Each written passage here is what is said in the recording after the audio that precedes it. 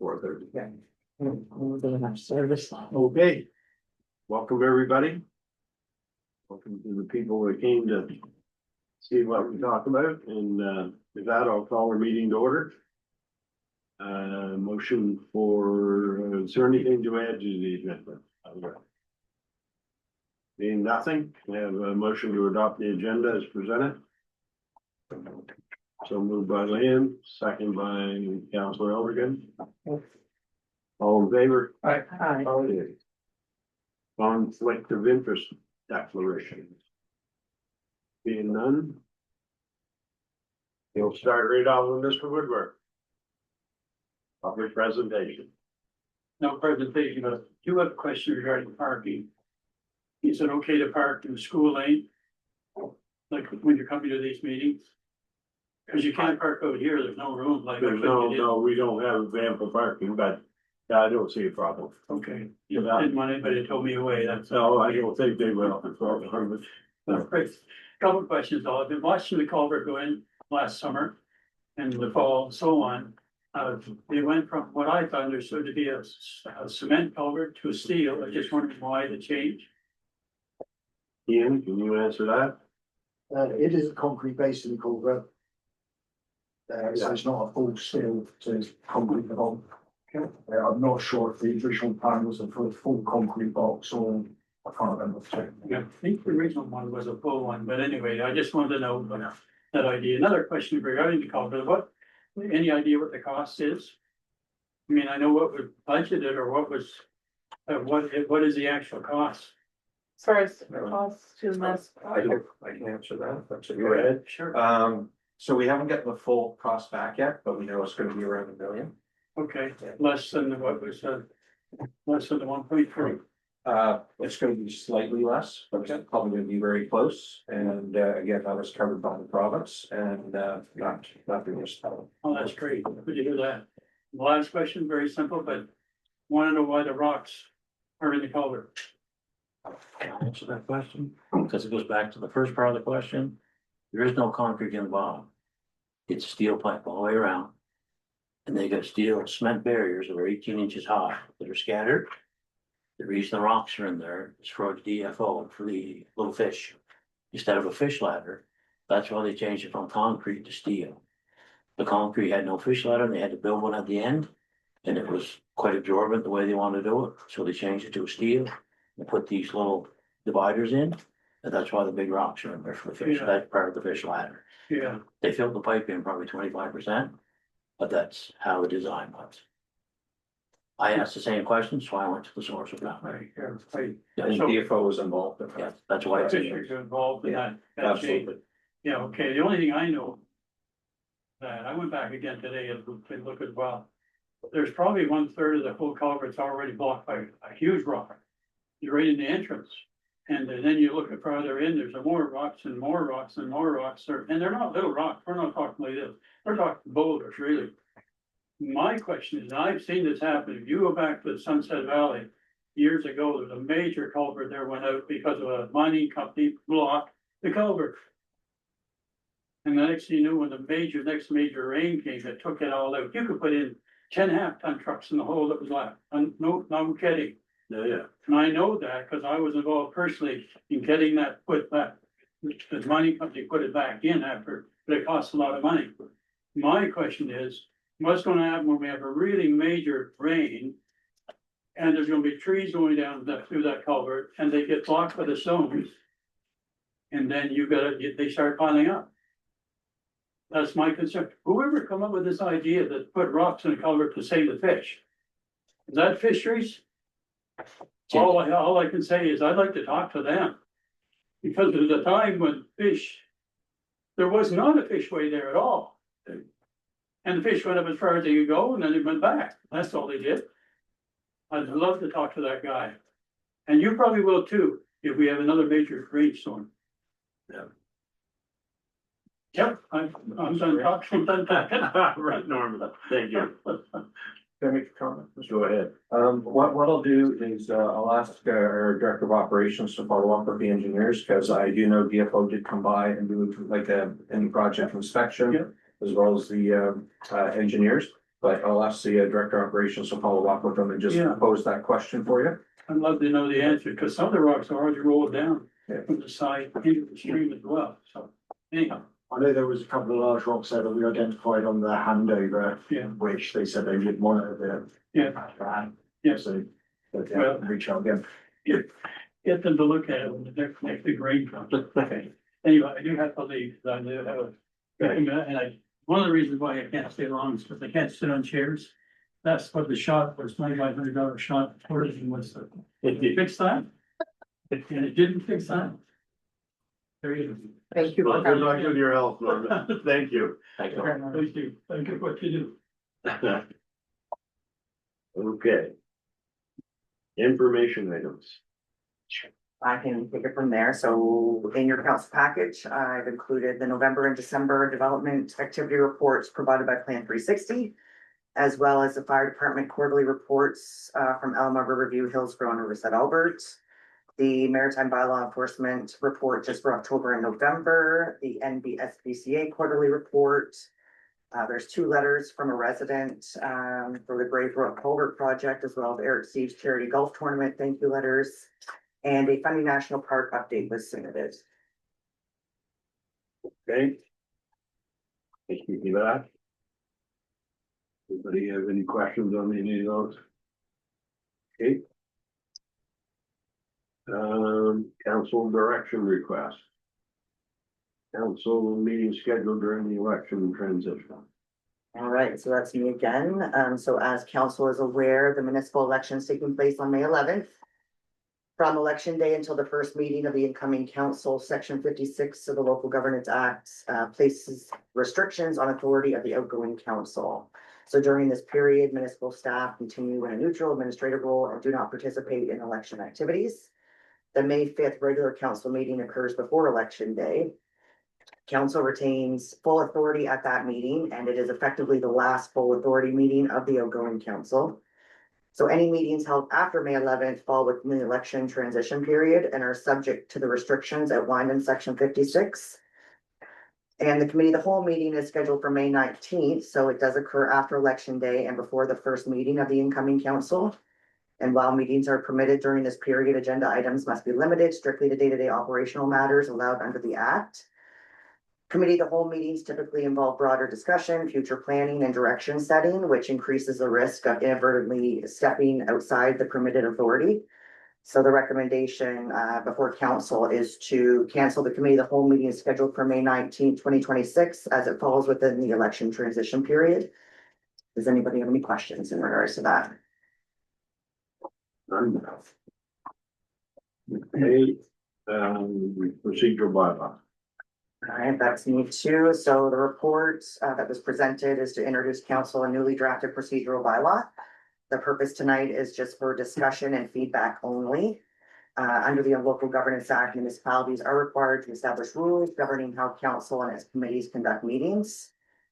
So how meetings are run, how decisions are made, council staff, public interact during meetings. It's to reflect current legislative requirements in line with best practices used by other New Brunswick municipalities. Improve consistency, clarity, etc.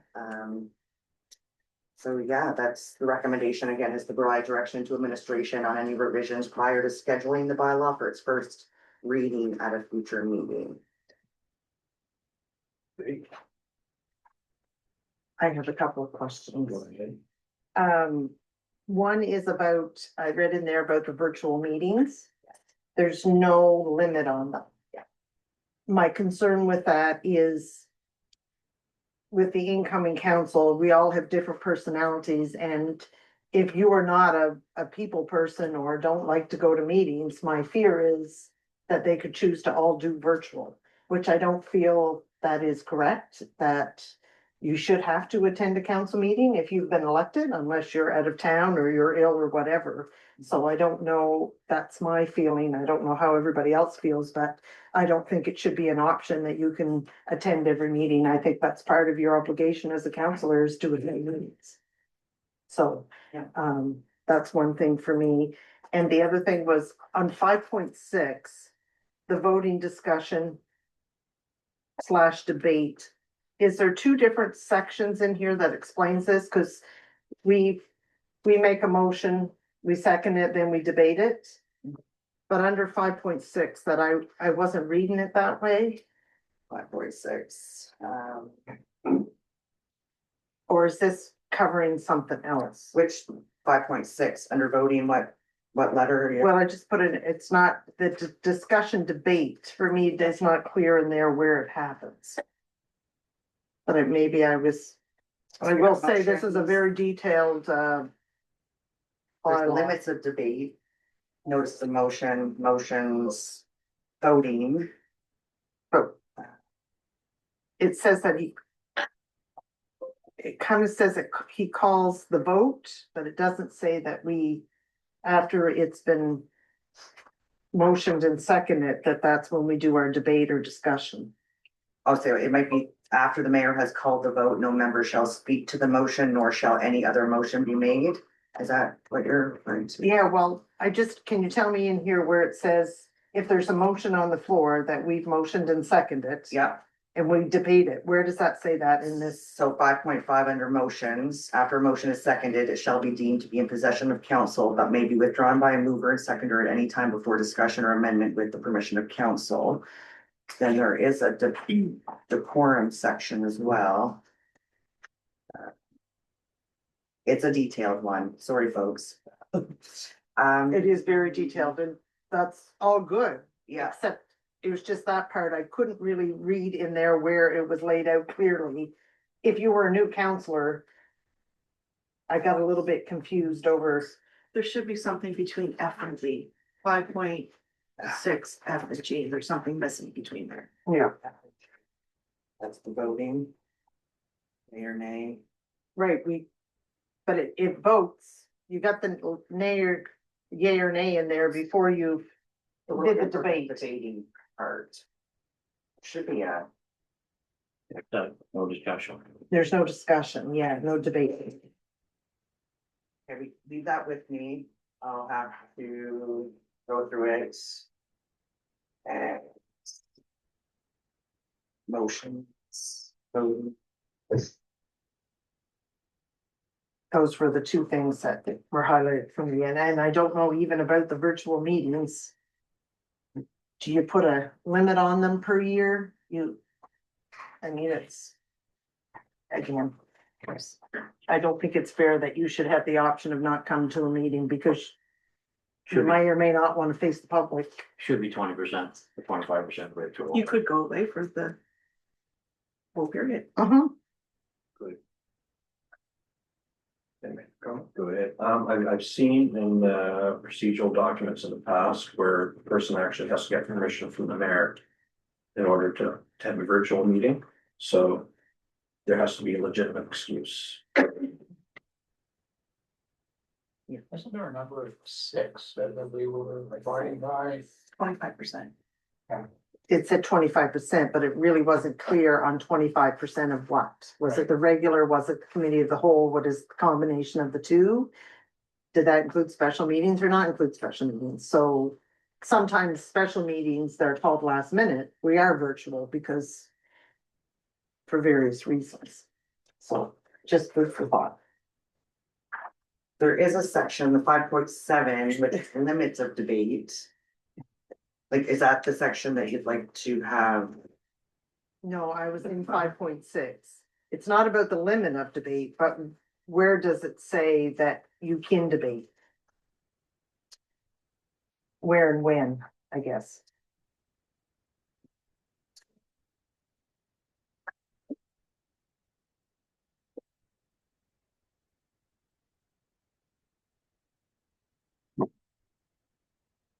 Okay, well, we'll have to look through that one.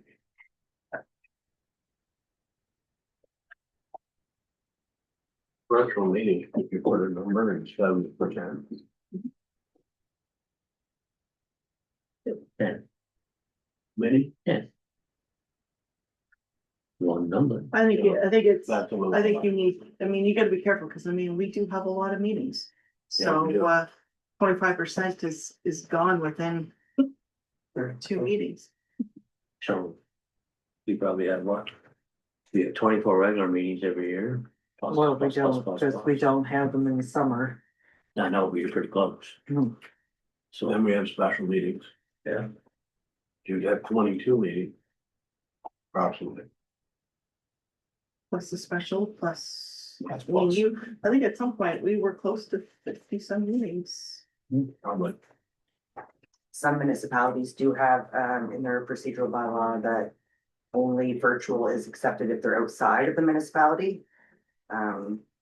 We could have that, in work-related functions, some people travel. And or we could also include like, you know, if they're sick, or we could have some things laid out. But it has to be kind of enforceable too, right? Kind of hard to govern, but there should be like a guide. So maybe you can look into maybe a recommendation on a little more detail of what that would look like. Yeah. Should look at that. I agree. A 10, I mean, I know we said throw a number out there and you threw a number, but that seems high. Cool. Like, start the It's debate. a start. you know, What's a reasonable number? 5? But what meeting are you gonna? 2 file? meetings a month, right, 2 meetings a month, 10 meetings, you don't have to attend a meeting for 5 months. What about It special used to meetings be- then now? Well, special meetings are That's what that's sometimes, there. right, but they're called at the last minute, so sometimes we're all virtual on the special. Because of the timing. And sometimes they're called at, 1 o'clock in the afternoon. So, There used to be a spot where it said that you couldn't miss more than 3 in a row, I think but that's under. There is, one of our bylaws does state that. From the mistaken. 3 in a row what happens? Your first consequence. consequences. You guys They used that before and the old municipality on. We was taking that. Theirs was 4 at that time, wasn't it? 3. He went forward every winter and he come back and. So that's what you don't want it, because I mean, really, that can easily happen. Yep. Yep. I mean, I think, the option of using the virtual. But with, the reason has to be, And I don't think we're gonna solve it tonight, No. but No. And if you're hospitalized too, right, there's gotta be a clause after that. You know, if you go 3 or 4 or 5, whatever the number is, you still gotta have something in there that covers if. Say something happens, you're in the hospital for a month. That's gonna take into effect as well, so. But a lot of times the mayor will excuse a person. yeah, it'll be on the list. Stuff like that. Yeah. Yeah. Well, I mean, there are reasons that are beyond your control. Yeah. Okay? Alright, so I'll come back, with, More more information in regards to the voting or debating section. And I'll do some research on, virtual sessions or the number. I do have a. Go ahead. Okay, Councilor, you can read done or is Yep. we're done? Okay, Yep. perfect. So one thing that's been on my mind for the last little bit would be. I feel like we're missing something on the agenda, which would be business arising. And I don't know if municipalities have that or not. But I do as in my professional career. And I think that would be important for us to look into, see if that's possible for us to have. There's a lot of discussion that happens, even with Mr. Woodworth today, that things like that get lost. And there's questions during our reports that get asked, but there's no follow-up. So if you had a business arising, you could go back and just pinpoint a few things on there. So I would encourage council to look at adding business arising. Under committee of the whole, or what were you thinking? I'm thinking committee of the whole because it's. more Committee as a whole, discussion. that's when the discussions are occurring. Yeah. And there is more flexibility with the committee of the whole agendas too. I just don't want to have to add it, you know what I get mean? it. You know what I Yeah, mean? So if it Yeah. is something that can be added, and if there is nothing, for that meeting, then so be it, but at least the option is there to have that. okay. So how do you determine what goes on the business arising? Who makes that? Well, I think that would be up to the clerk, but if there is something that is in any of our reports, that's questions that need to be answered. Mhm. Or if, for instance, the public, if that's when you want to answer some of those questions again, that gives you the opportunity to make sure that is followed up. Things are just getting lost, that's all. Yeah. It's kind of wrong, she means. Secondly, I believe it's number 4, meetings of council. I believe it says something about, if the meeting is canceled, it will be, the next day. Maybe the next available time would be more appropriate. Like when a regular council's. I believe that's number 4, I've written down here. It's just that when you say the next available, or sorry, you have the next day. It's very difficult to arrange this It many is. people Right. for, especially when it comes to a regular meeting, like. It's I hard would for the 2 strongly days. advise not to do that. Okay, Just because it's a lot of coordination, especially with regular council meetings. One thing with special meetings, like what's your availability if it's not a, real pressing matter. But regular meetings, the committee of the whole meetings, especially regular meetings, there needs to be Mhm. the week after, the next business day, there needs to be something time. in place. Yeah. just maybe, because I mean, if you go and have you can only miss so many meetings, If I know that it's every Tuesday or every Sunday, I know that I have to leave that open. Yeah. But when you put special meetings in or when storms happen, you can miss meetings. Because Struggles of, real in staff Yeah. world too, so I completely understand. Yeah. so I'm not sure what but I mean, I grasped that. I just wanted to bring that up. I believe 4.2 is the time. The time I of the did meeting. change the time Yep. to. 4:30 and 4:30 6. and 6, Yeah. yes. So I know that we always used, I think it was 7, then we moved it to 6, because we were traveling quite a bit. Yes. But now that Chambers is going to be located here, and we do have staff that is overlapping between 4:30 and 6. I mean, I'm not saying that we start both of them at 4:30, but I think a 5 o'clock start. I do find that when the evenings start getting into 8:30 and 9, it can be a long evening, so I encourage us to look at that time and a 5 o'clock start. And that, with staff, I mean, they're sitting here for an hour and a half between 4:30 and 6 and. For both meetings, for the cow and the regular. Yeah, I would keep the same time for both of them. I'm not sure why I mean, 4:30 to me, it works as well. We don't know what the new council, and they might want to change that, but I'm just thinking, right now, we're looking at for the next 4 months for ourselves, right? So, Yeah. My- In my- the 5 o'clock time, the only problem with 5 o'clock time is people do work. Right. It is, That's what. I mean, in a perfect world, wouldn't it be lovely to have a council meeting at 9 o'clock in the morning for some, like that'd be, but it's not realistic, it's not gonna happen. No, So I think in the real world with elected officials and some people are retired, some people work, some they're busy. It's really difficult to get here for 5, Mhm. but that's totally amongst.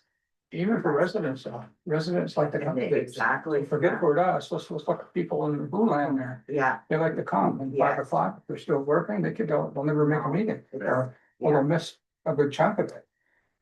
I would love to, I'd love to be here by 6 o'clock instead of starting at 6.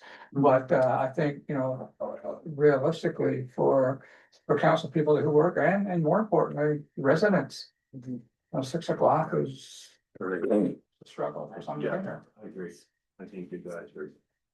Gotta think about the residents also. And I do agree with Councilor Odegaard on the virtuals. We gotta figure something out on that. The last item that I'd like to bring up would just be the voting process. So currently, right now, all of us have voting rights. yes. I would like to have a discussion with all due respect that the vote, that the mayor would not have a vote and that the votes are just done by the 6 wards or 6 councillors around the table. So I do have a couple notes here, but curious of what my fellow councillors would say to that as well. I mean, with removing the mayor, it just maintains neutral and leadership role. I said, also the mayor represents the entire village, so that vote should be, and I guess the other thing is that vote should come in when a tie is if a tie is won, then the mayor should vote or when that tie happens. Need to keep it clean, keep it clear and separate that power. At the end of the day, the mayor's responsibility is for policy and to keep elected officials members engaged. So I would like to see that, the mayor would not vote. And I do know that it is a split. I did look up some different municipalities. It is split pretty much evenly across the board. So it really depends on the council itself. So, I would encourage, that the mayor, would vote in case of a tie.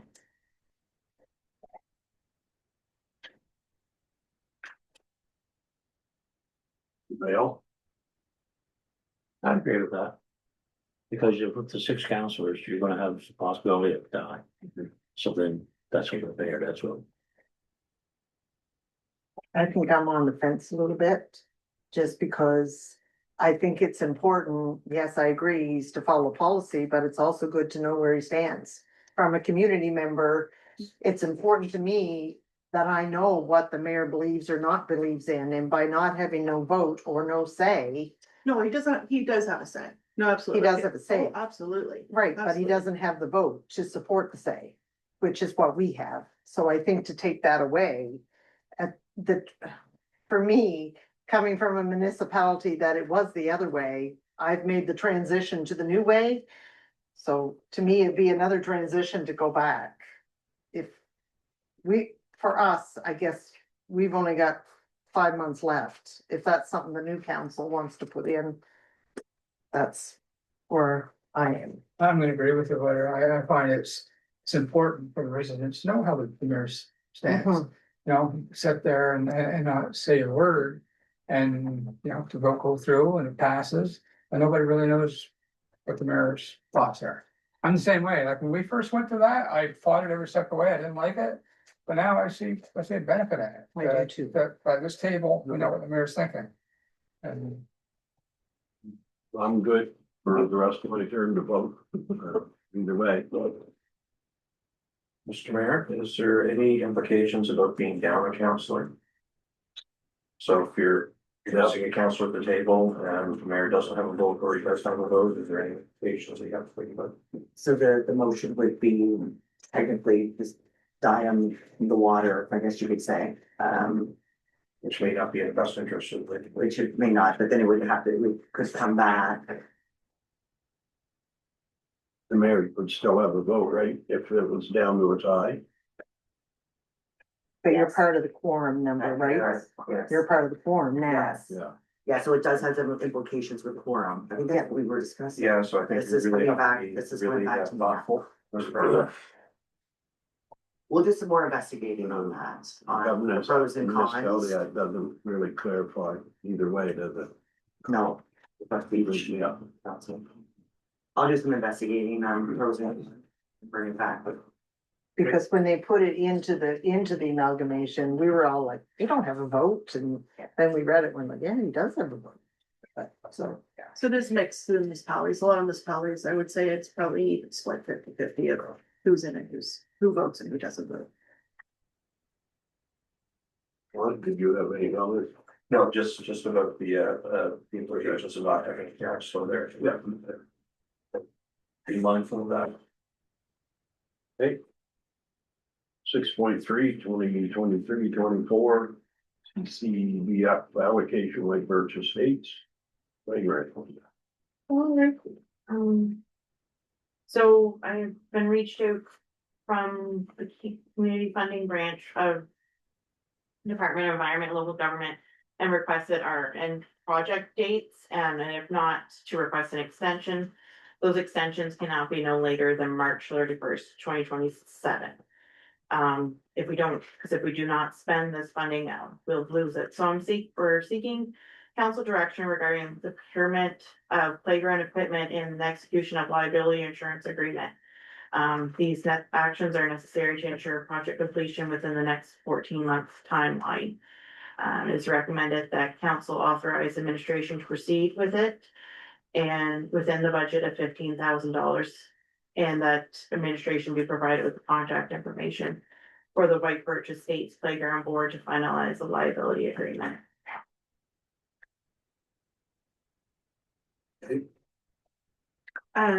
Just curiosity, has the rest of the money for those projects from 23-24. Have those been completed? We have, well, I think our asset management plan, we're just on the ends of it, but for the most part, the rest have been spent and reimbursed.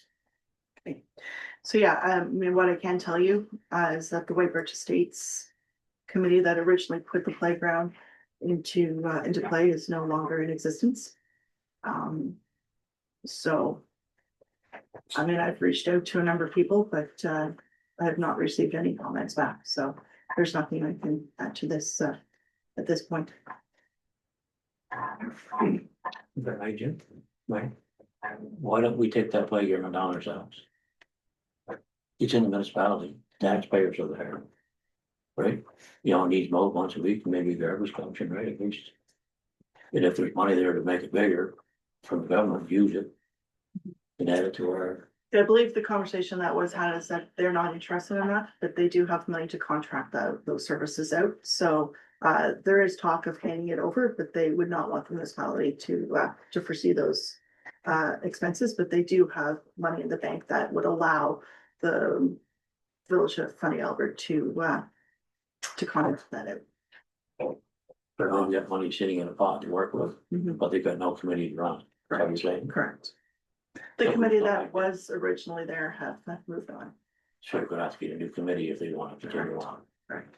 So it just sits limbo for now, but Well, I mean, the residents do a really good job with cleanup and making sure things are working properly, but as far as new money that's being spent, no, there's no new money being spent. actually I was in there last week and it's plowed, Mhm. but there was no update. Yeah. There's no tracks, there's no nothing, so. Okay. Let me ask a question for everybody. So if. I'm just trying to get my head around this, so we're going to be. Taking on the liability of a third party maintaining that, I'm just trying to figure this out. No, I don't believe that there's any movement or any want from the current residents to see that playground being owned and operated by the village of Funny Albert. And they have enough funding, they can keep it up and keep it going and insure it. To this day, yes, yeah. So you were suggesting maybe that we don't give this money to the playground? I mean, I have asked a few times of, can you give me some suggestions on what equipment would be needed or where you'd like to spend this money, and there's been nothing. So I will try again and see if there's any movement, but like I said, with that original committee that has moved on, it's hard to get a hold of any officials that are willing to take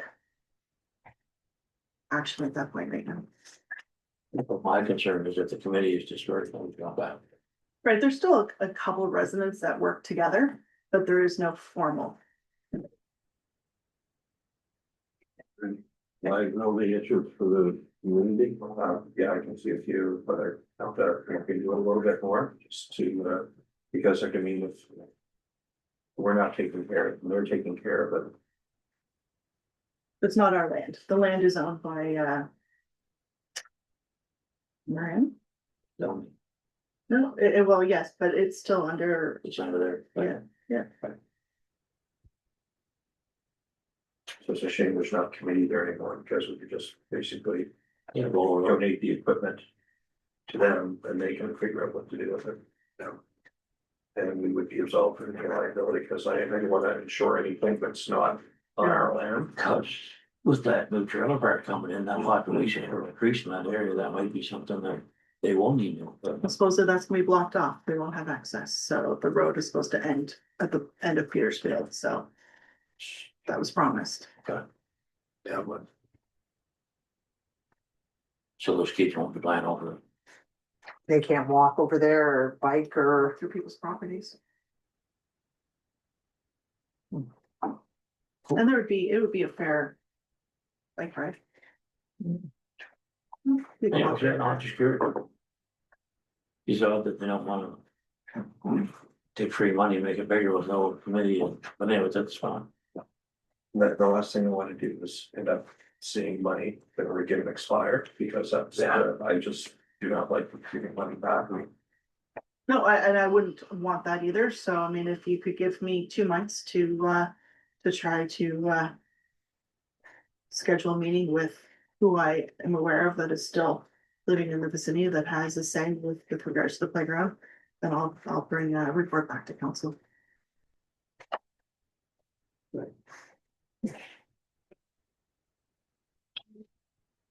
Anybody else? Okay. Elmer utility rates.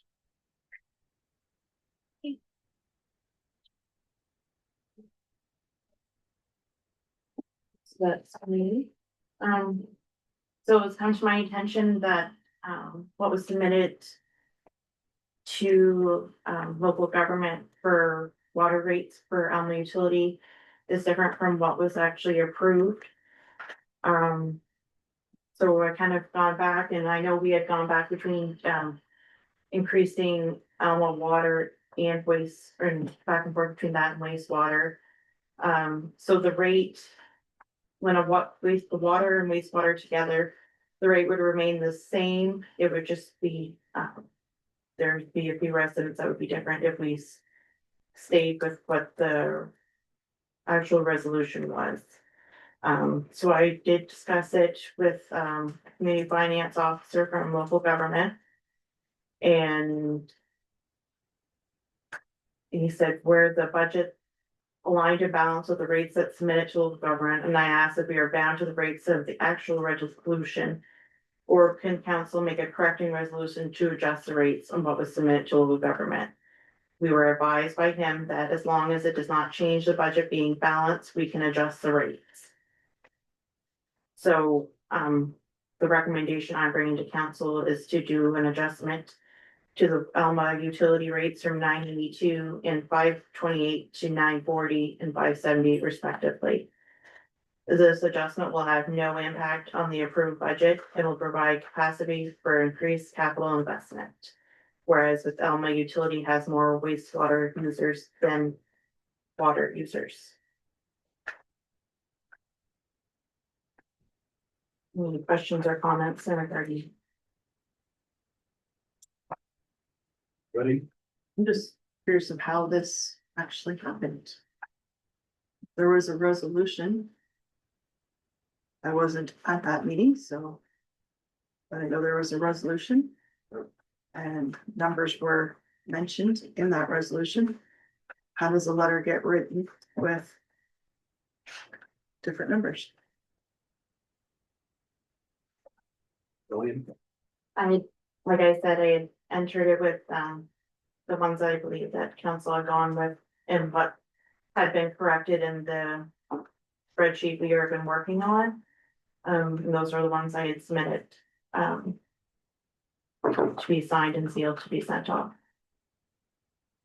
And I know that our CEO did promise council that all documentation that was going to be mailed out or sent out would have a so-called stamp of approval from yourself. So I would take that you did actually see this letter that was mailed out to the residents of Alma. I did look at it, but I did miss what was submitted in the budget because I'm very busy. Absolutely, respectful. Yeah, and I guess it's last I'm shocked that the letter's not signed. I would think that we should sign letters that go out. So just courtesy, that we should have a signature on that letter. But yeah, I'm interesting how this actually was found too, because it's great that a resident is listening to our resolutions and following up to what in the letter was said. So congratulations and thanks to that resident that has brought this forward. This is actually, something I found when. Oh, you've well, good. Yeah. Glad that- yeah. I concur with Councillor Ward. That's why we make resolutions, they're to be followed. Cause it changes a lot of numbers, I know it's only $10 more a year, but it changes the numbers on each side of the wastewater and the Drakewood person.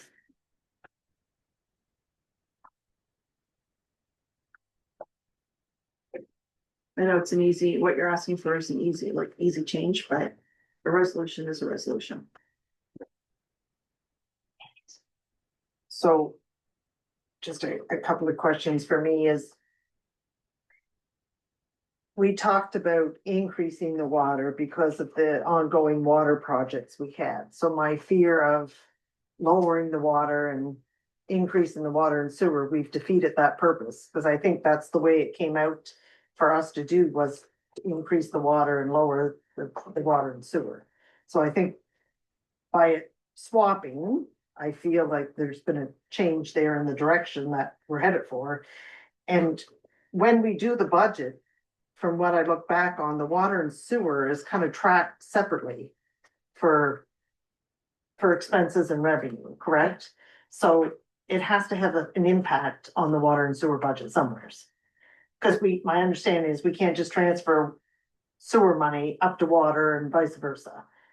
That if they run out of water money, we can't just take some sewer money and move it to that budget line. Is that correct? Well, I can double check on versus operating, but I did make the question about capital, because at the end of the day, that was the difference. That money, would you be able to either transfer it to sewer or for water?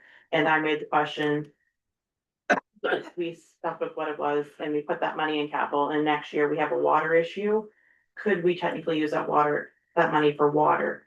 And they said where our accounts are, our water and sewer capital's not kept separate, it's kept together. We could technically use that money if needed.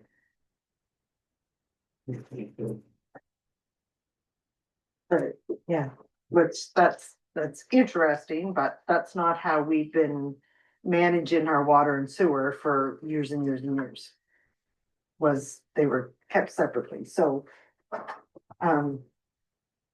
I do struggle with this one a little bit, I guess, is how we should correct it, and I know the easy fix is just to change the resolution. I'm just not 100% convinced that that is the right thing to do. We did make a resolution based on information that was provided to us. We didn't change it because I did go back and look because I know I read it. And the only one that really changed a lot was the Riverside Albert one, was the moving target one. So, and I think it's, if you identified, you found it, and unfortunately. For me, I heard it from a resident before I heard it from administration, which it's always good to hear it from the office first before you hear it in the community. So that's my comments on this. So there's no problem with leaving it as is. You would incur, if you remained with the same expenses, you would incur possible deficit of $500 around that area, or you could reduce expenditures by that amount. Even though the budget's already been approved, we can still change it. We can, where the resolution states that amount, I was told, that we can stay with that. We would just have to make some adjustments into how we use our expenses. Or we could incur a deficit of that amount. We have 4 years, I think, to correct that. Yeah, the deficit can be spread out over 4 years with utility. So leave it the way it is. And possibly experience a deficit of $500. We shouldn't have to, you balance that in December. That's perfect. Budget is balanced with their numbers. So if you change it, doesn't that throw it off? You should. No longer balanced. No, Yeah, it lowers the revenue.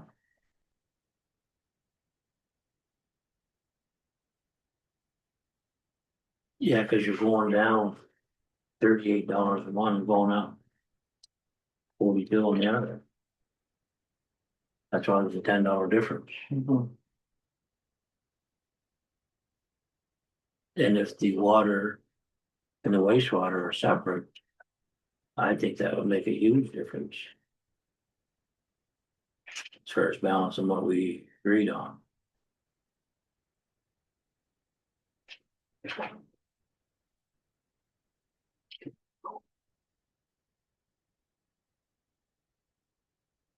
I think if we could have some more information, I'm not in favor of the current recommendation that was suggested, so.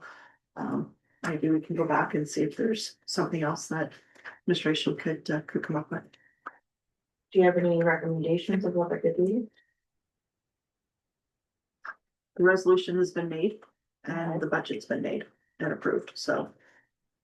And we can go with that option. I just need a consensus of council, which option you would like to go with.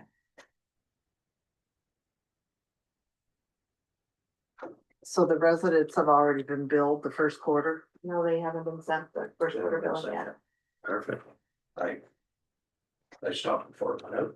Okay. Well, why don't we use the original numbers? Some kind of letter saying it was, whatever, right?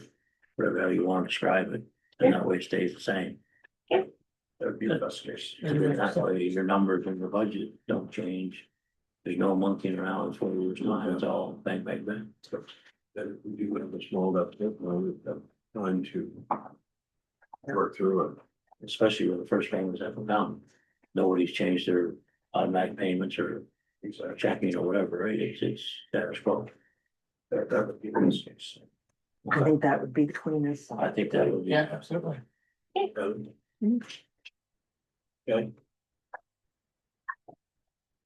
So that's it.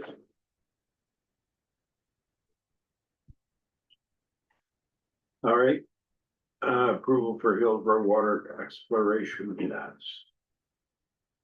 Okay, that's me. Good evening all. The task two, which was all the hydrological surveys and EIA process for Hillsborough Exploration are basically being finalised as we speak. There's been a number of emails back and forth today actually about it with Department of Environment. To that end, we need to look forward and start working on the next phase, which is going to be the building of the road and the actual drilling of the test wells and the preliminary testing that was all approved in the budget for 2026 at the cost of $191,000. Anglo have submitted the revised engineering proposal for this amount. The recommendation is the council approve the next phase of the Hillsborough Water Exploration Project at a total project cost not to exceed the $191,000 as budgeted, and authorise the CEO and mayor to approve and execute all expenditures, contracts and related work within the approved financial limit in order to allow the project to proceed in a timely and efficient manner.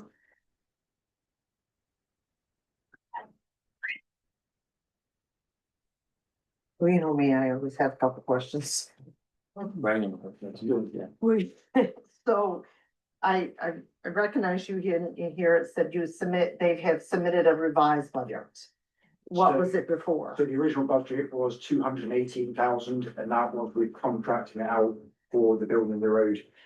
We sat there with Anglo and revised it, and as part of the budget to reduce the cost, the village will now put that road in ourselves. Perfect. So which brings me to another question. If we're assuming the responsibility of the construction of the access road, when is that? What's the time involved? And what is the demand on our public works in a prime season of lawn mowing and other things that need to be done? And does this include all of our operators? It won't include all the operators. I can't give you an exact answer. It's probably a 2-week project, roughly. However, us taking it on is not specifically saying that we will do all the work. There will likely be parts that we contract out directly as a village. I say, for example, could be escalator hire on an hourly rate. That's still going to work out cheaper than us basically putting it to tender and then contractors putting their markups on. Now, when you say us as a village, I can assume you mean through the water and utility budget. Yes. Not the village. Not that. Or- Through the budget, this is approved on.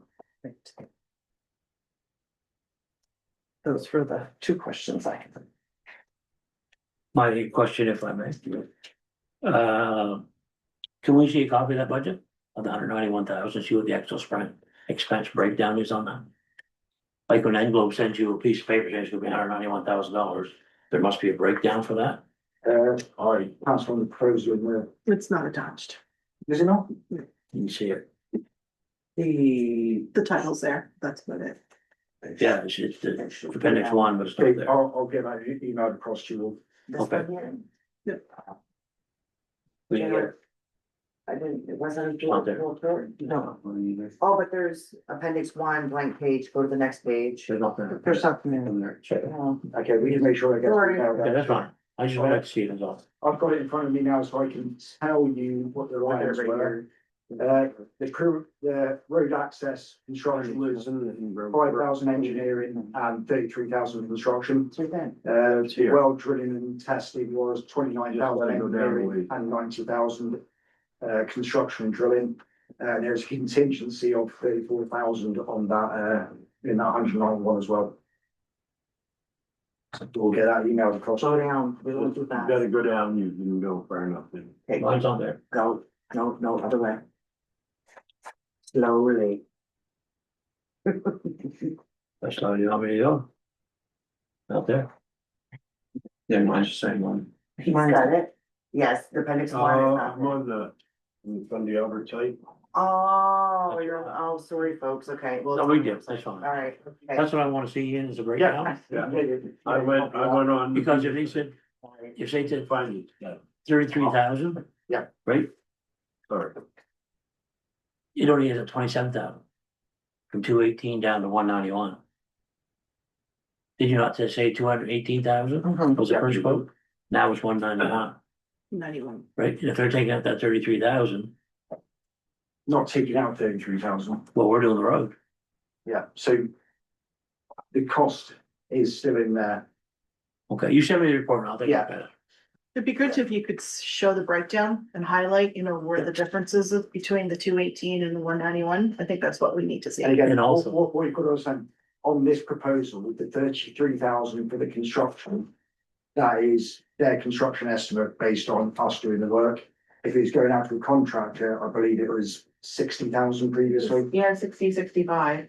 Yeah. But those numbers still don't match. Your spread's different, that's all I'm saying. Just send me this up, I'll look at it. And I'll, If I get I'll questions, send I'll you, come to I'll you. send you a previous one as well, so you can see where the change has been made. Also, I'm looking for the percentage that the engineering company is charging. Yeah, it's all broken down there as engineering fees and construction fees. Beautiful, So thank you, send that across to you. that's all. Just a quick question, Mayor. Go ahead. What was submitted and approved in the budget? Was the budget approved at 218 or was the budget approved at 191? 191.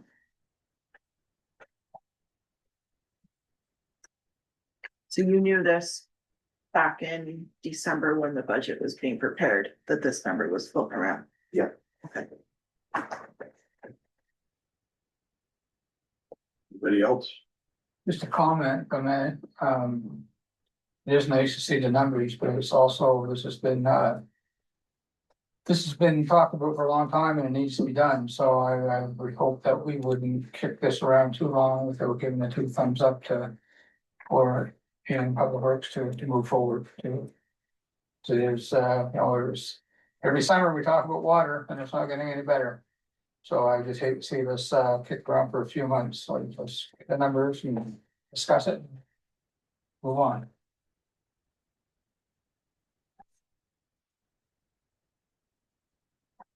I agree, it needs to be done, They're done. I just wanna see the breakdown. I was told this has been kicking around since Danny Jones Day. Probably not that. No. No, That's no, what Gary Steve told me. Oh, the road access and stuff, yeah, that's been around. different road. Different, yeah, different. There's one over on that side. Yeah. Okay. Okay. 6.6, 3-ton dump truck with plow equipment. Okay, that is me again. This was put forward to council as, again, during budget deliberations, it was highlighted or budgeted for capital spending on a replacement 3-ton truck. It was also considered in last year's budget. However, due to the audits and that, we didn't move forward with it. And it's now got to the point where basically all accepted KPIs for this type of municipal vehicle have been exceeded other than the actual kilometers, which is not far off. And the actual running cost of this vehicle has become quite significant in just if you look at the cost to repair it alone and not include any other running costs with it. We went out to a number of different suppliers to try and get some quotes. The four were presented on the report form. And Riverview Ford presented the best value for money in terms of the vehicle offering. I've since been in further conversations with them and managed to get a discount and the toolbox fitted, and it came to total $290.89 cheaper than the actual numbers on the page there. Our recommendation is that council approve the purchase of the 3-ton truck from Riverview Ford with an aluminum dump body as the new quote, which I'll give to you. And along with that, to fit it with a 9-foot V-Blaze snowplow as quoted by Work and Play. Again, this was the best value.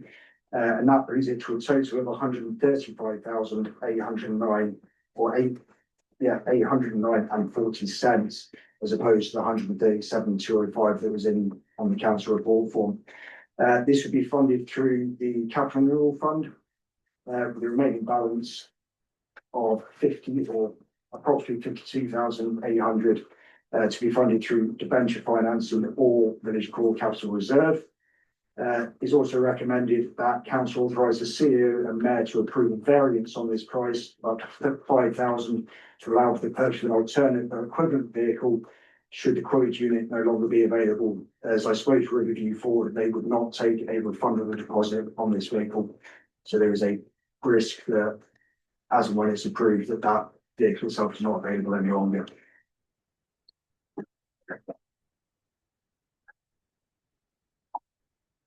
Council? So if we were to go the debenture route, can we get debentures now with the audits not being done? No, we cannot, So that's not an option. not until our financials are done. Right. But I'm assuming we have to wait till our 23 and 24 are done. So we're a little bit ways out before we go. It shouldn't be given as an option, I guess, for the debenture route. Yeah, well, I think it's more or less, council direction is that if you want to wait and do the debenture route. Yeah. Or if you'd want us to go ahead and use, capital funds. And can you confirm the village court, is that a shared service or shared expense or? is No, the that court, would be the, cause I don't think I've ever seen the word court before, maybe I have, but there's so many words in there, so it's the 3 former villages. correct, Okay. So is your money not accounted for it yes. completely?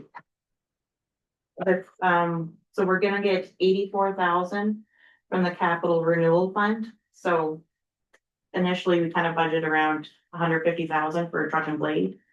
This is coming lower. So we have within our GIC and with what's in capital, we have about 380,000. So even after we take out the truck and what possibly could we need it for the scenic drive, it still leaves us with 284,000 in our account. For emergencies. So where's your 84,000 come from again, sir? 84,000 coming for the capital renewal fund. That was a capital fund that we approved in December. Okay. So I've already received, part of the payment will be coming this week and the rest of it, I think, will be coming in the coming weeks. And that's to fund the projects for this coming year of 2026. So that would be the office renovation and the truck. But that's surplus dollars, the capital was the This capital capital, renewal fund, where did that money stem from? It was from that surplus? comes from, no, capital renewal fund comes from community finance department. It's a new funding stream, it's the same department that handles our Canada Community Building Fund funds. This is just a new funding to help municipalities update and fix current infrastructure. So we gotta pay it back. No, Oh, It's a grant. Oh, it's a grant. Grant. Yes. Thank you It for just- clarification. yeah, so it just has to be used on current assets, like we can't go. Say we don't have any half tons in our fleet and we want to buy a half ton.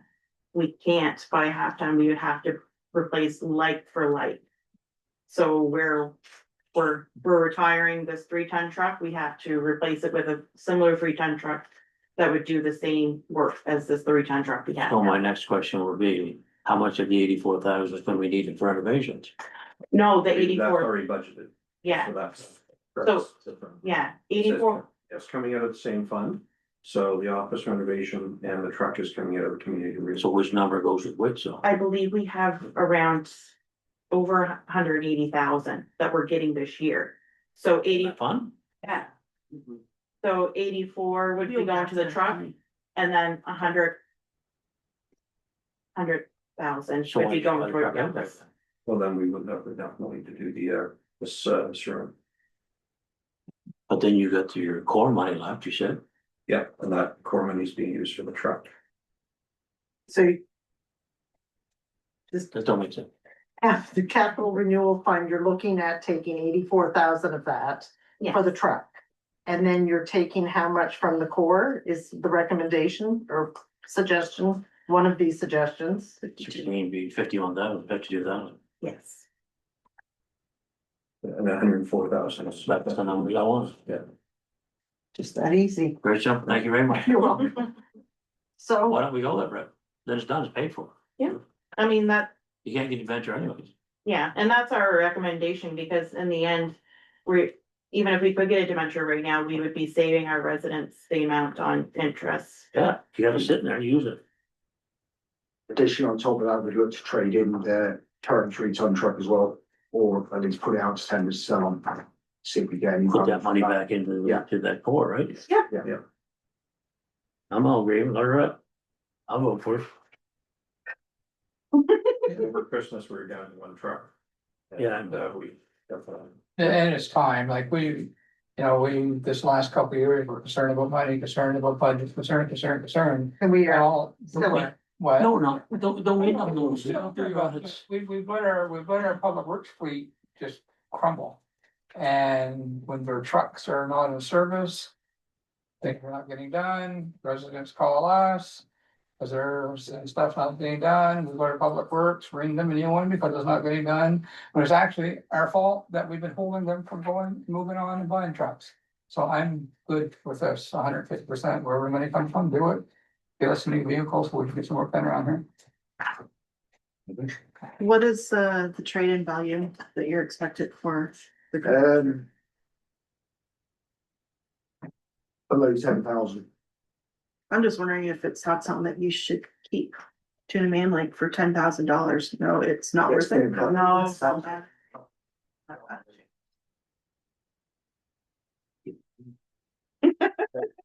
Last year, I think the numbers in the council report form, but it was in the region of 10 to 12,000 that truck costs just to keep on the road. I see that, but I just if you've already fixed it and it's working right now, it could be a sub truck if something else happens. Higher trade-in value. Gonna keep breaking electronics, sure. Yeah, I'm with everybody else. I think we need to move on with this, but I do think it needs to be recognized that when you look at what this truck is being used for, a lot of it is being used to look after our shared expenses. I'm just for the record, but it's coming out of the core money. Like when I look at the recreation center, the Alma parking lot and the library and the villager information center, those don't just belong to the cores anymore. They belong to all of Fundy Albert. I'm good with this to move on and get them their vehicle.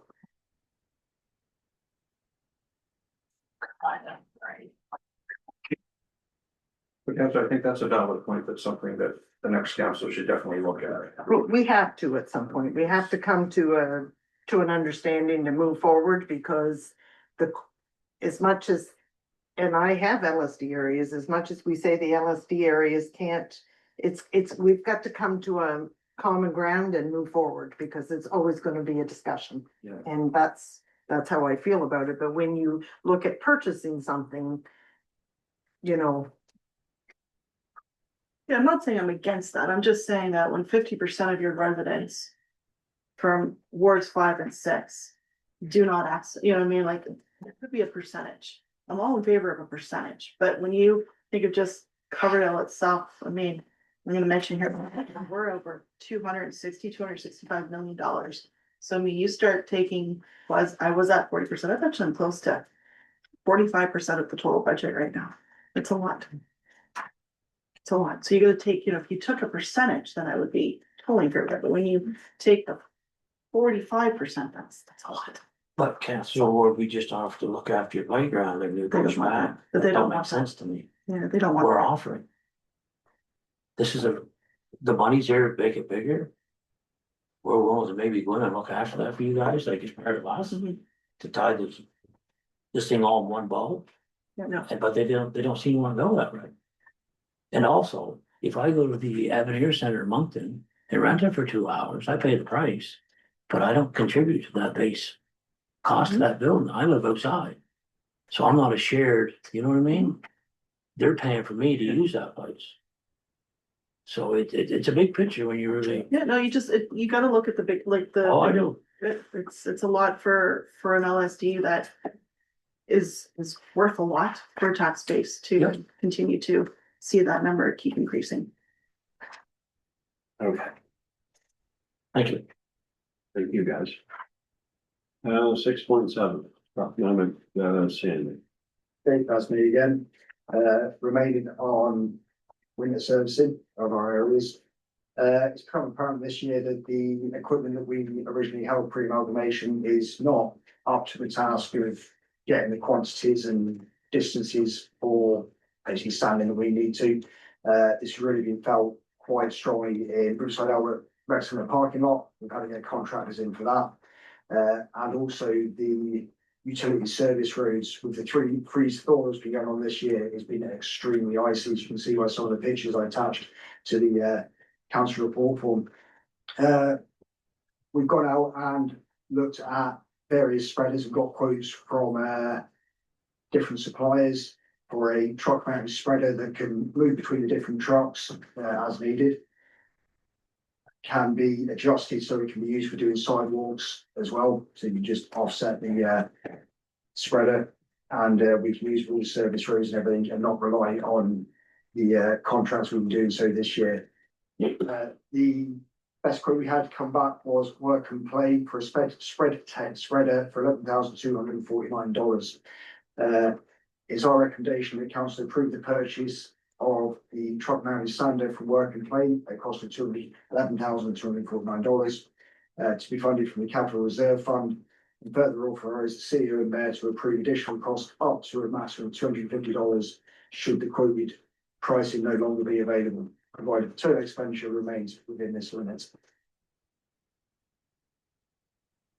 I think it's a great idea to go with a new truck. It should be a package deal. And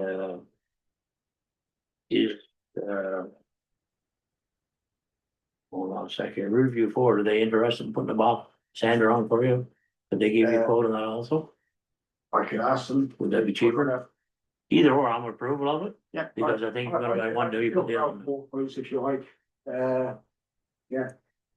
Just like really holding us back and not having that piece of equipment. Yeah, cause you can do the sidewalk with it. And like I'm not gonna put someone on the back of a truck shoveling sand off on sidewalks. It's not happening. Oh, come on, Joe. Not happening. Why?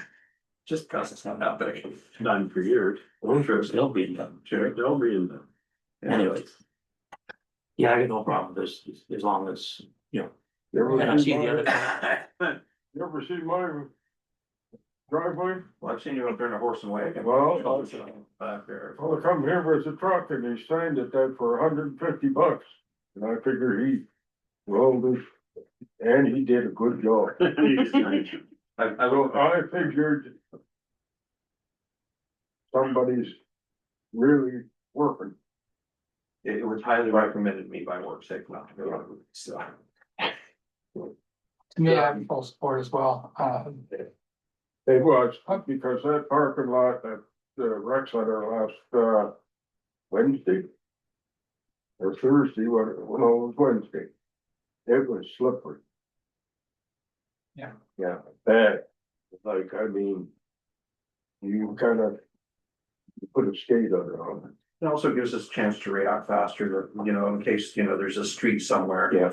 That, needs to be sanded right away, but, we have the ability just to do it like that rather than calling a contractor up and waiting and. Just, Sure. And just a question, the difference between the spreaders. Yep. The spread tech and and the one that parts for trucks are from over. Are they both the same quality? All the standards we asked for quotes on were poly hoppers. And the ability to adjust the spreader so you could offset it to do a sidewalk. The key things we asked for. So they all within the same specs. Just a sidebar. With the sander after it is purchased, there should be a pile of sand in Albert or in Alma. Yeah, Like, so you're not driving up down the road, that thing fully loaded. That's your shut breaking springs. yeah, absolutely. We've already considered that. But you gotta go up getting either end, do you not? Yeah, We do, yeah. And we talked about building a shed for, to store that stuff in proper. But, And this equipment should be maintained. yes. Yes. It's a lot of money going into vehicles when they need to be maintained properly.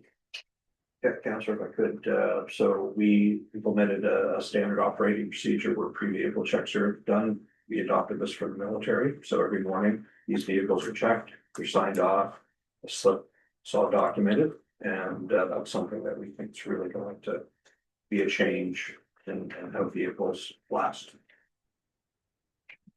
Absolutely. Cause with your sander mount. The back of your truck, you should have the black, no matter what color it is. There should be some kind of a blank that goes across there. Yeah. So when that salt spins, don't go up ahead. No, It'll save you a long time. A lot of the guys around the city are putting them on now. Just no, have things. I've already had many conversations with Kevin for, and obviously he used to run a lot of commercial, snowball contracting, and he's absolutely all over what needs to be done to maintain this, to even clean it out after every single time we use it. He's commented on purposely. We're good? Okay. Comfort station, activation cost. Okay, so we've developed a policy to activate warming centers in the case of non-emergencies. We have a policy for emergencies, but we don't have a policy for non-emergencies. And the reason that we want to do that is to make sure that we're always acting in a defensible position of why we do things. So there's criteria in there of what it would take to actually activate one of these centers. And it gives us a guide. Everything that we do during administration should be a rule of regulation, a bylaw or policy, and we don't have a policy for this. So in case, for instance, it's for an evening or two, and people need to charge their phones or come and get warm, council would activate under this policy, and administration would take care of it from there. Do you have a question? Right. So I know that it says extended power outages, so is there a time frame? Like, I mean, do we let it go for 12 hours? Do we let it go for 24 hours and then activate it? Or when is that activation? It's up to council, council carries the hammer, the policy. So there's no definite timeline. Actually, they don't recommend a comfort doing overnight. Yes. They'd like to, some, like 10 and 9 in the morning, just upper time type of thing. And, because we don't have any, beds or anything and no wash, showers or anything like that, so no, it would be there like through the day. Right. Going through it, that timeline for me, like if the power goes out, when you activate this. That's, It's up to council. Generally 72 hours. Yeah, I was gonna say 12 hours really isn't yeah, an that's, extended power outage anymore. Yeah, well, It's a norm. again, they recommend you, the government to have a 72 hour. Okay, now we can, for instance, if it's in the summertime, that's it different. don't matter, but it's 30 below, yes, we probably have to get it right away. So that's what's gonna happen. We hope that we have something, a committee that can get the mayor and say, hey, we wanna put comfort in, and he calls the rest of the city, says, yeah, do it, you know, you can't wait. No, that's my point. There's no timeline in it, right? Well, and it's probably good enough to have that in there because it leaves council. So take for instance, some residents down Riverside Albert said, they haven't had power in a day. They call, the deputy mayor up and they say, listen, there's a bunch of us that need access to the center. And you activate the center, we get a call. I put an email out to council. Do you mind if we open the center up? There's a need for it. Council comes back an email, because we can do it electronically. And then administration, once we get your good graces, we go ahead and open the center up. And Councillor Coates and I were at an email session today and they endorsed this policy. I thought it was a good idea. And where are the centers located? Cause I'm thinking that should probably be. Those were over beside Albert and all that. So I wonder if that should not be. It's, well, we know where they're at already, right? They're already in another bylaw, so we don't really need to put them in there. And don't you're working with Riverview for Lower Coverdale? And we're working on something with, I had a meeting last week with their CAO and inquired about residents of former LSD of Lower Coverdale going to Riverview in case, because it's closer and they can't get to Hillsborough, which would be the next closest one. That option would be available to them. So why would your first choice not to go to Hillsborough? Well, if you can't get from Hillsborough, so if you're at the closest end to Riverview and you can't make Hillsborough for some reason, maybe the roads, maybe something, who knows, right? But at least people in the former LSD will have the option to go there if they need to. Hate to say, but we're probably gonna go to Riverview, No guarantee. Traffic always goes that way. Yeah. 3 minutes versus. That's why you discuss the sheriff's stuff all the time. So one of my questions here is on number 10, the staffing and volunteers. In the past, when we had that 5-day power outage back in 2023, most of it was the community that manned it. The center. We had scheduled people to be there from 9 to 12, so is this by the staffing and volunteers, is that when you say volunteers may be utilized, we're appropriate subject to supervisor oversight? What exactly does that mean? So that would mean if we're activating a comfort center, someone from our EMO would actually go down there and supervise. So eventually everyone in here is gonna have training, including counselors after the election. So it would be maybe me, it could be Kim, could be anyone that's tasked going down there supervising, or a public works person. So, or a volunteer. But administration takes care of that once you guys say, yes, we're designated as an open comfort center. You authorize it, then we go be active, we find volunteers, and we provide the people to supervise. Oh, that's good to know. They gave us a little. It's a lot of work off my plate. Well, that's a whole point, and then Councilor Coates will tell you. Give us a little quiz today. Put out, and we looked at, we need about 8 or 10 people. Where are we gonna get them? We could have involved volunteers. Mhm. So the people that put it up, that gets over, they're running, so. Whoever kinda, we might have to hire somebody to put food sandwiches, you know. I'm sure you're not gonna run home and make, and take sandwiches down. Did you watch the news? Hmm. We went and bought the groceries and we volunteers came and made the food and we delivered it to Alma. So I don't wanna see any costs get involved here that our community currently steps up and does. Okay. And this here looks limited. We're on volunteers for really to actually, a lot of that was on the, fire route, Maple, you know, no, Maple, Okay. you know. They said when they putting it on, they had more than volunteers and food. Mhm. So I don't think that's a thing that, chunk, church clubs will, that be in and that, so. No.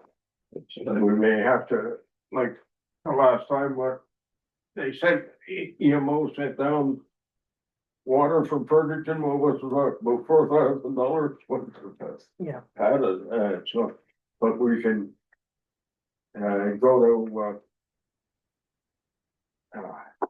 Costco and buy, Mhm.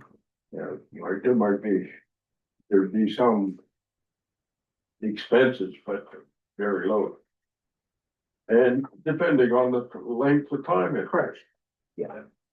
And that was an exceptional longer than that 5 days. That was long. But the community rallied and there was, EMO had, other than delivering a few cases of water, and quite a few, I shouldn't admit. A lot of water. A lot of water. It was all done by volunteers and out of our own pockets, pretty much. And we did do just that. We swung by Costco and picked up everything we needed to make a few hot Anyway, meals and so that's what we do.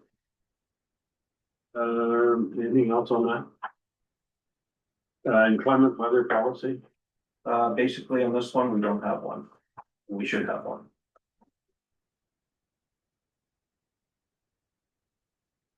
That's it. Every municipality has one. We don't have one.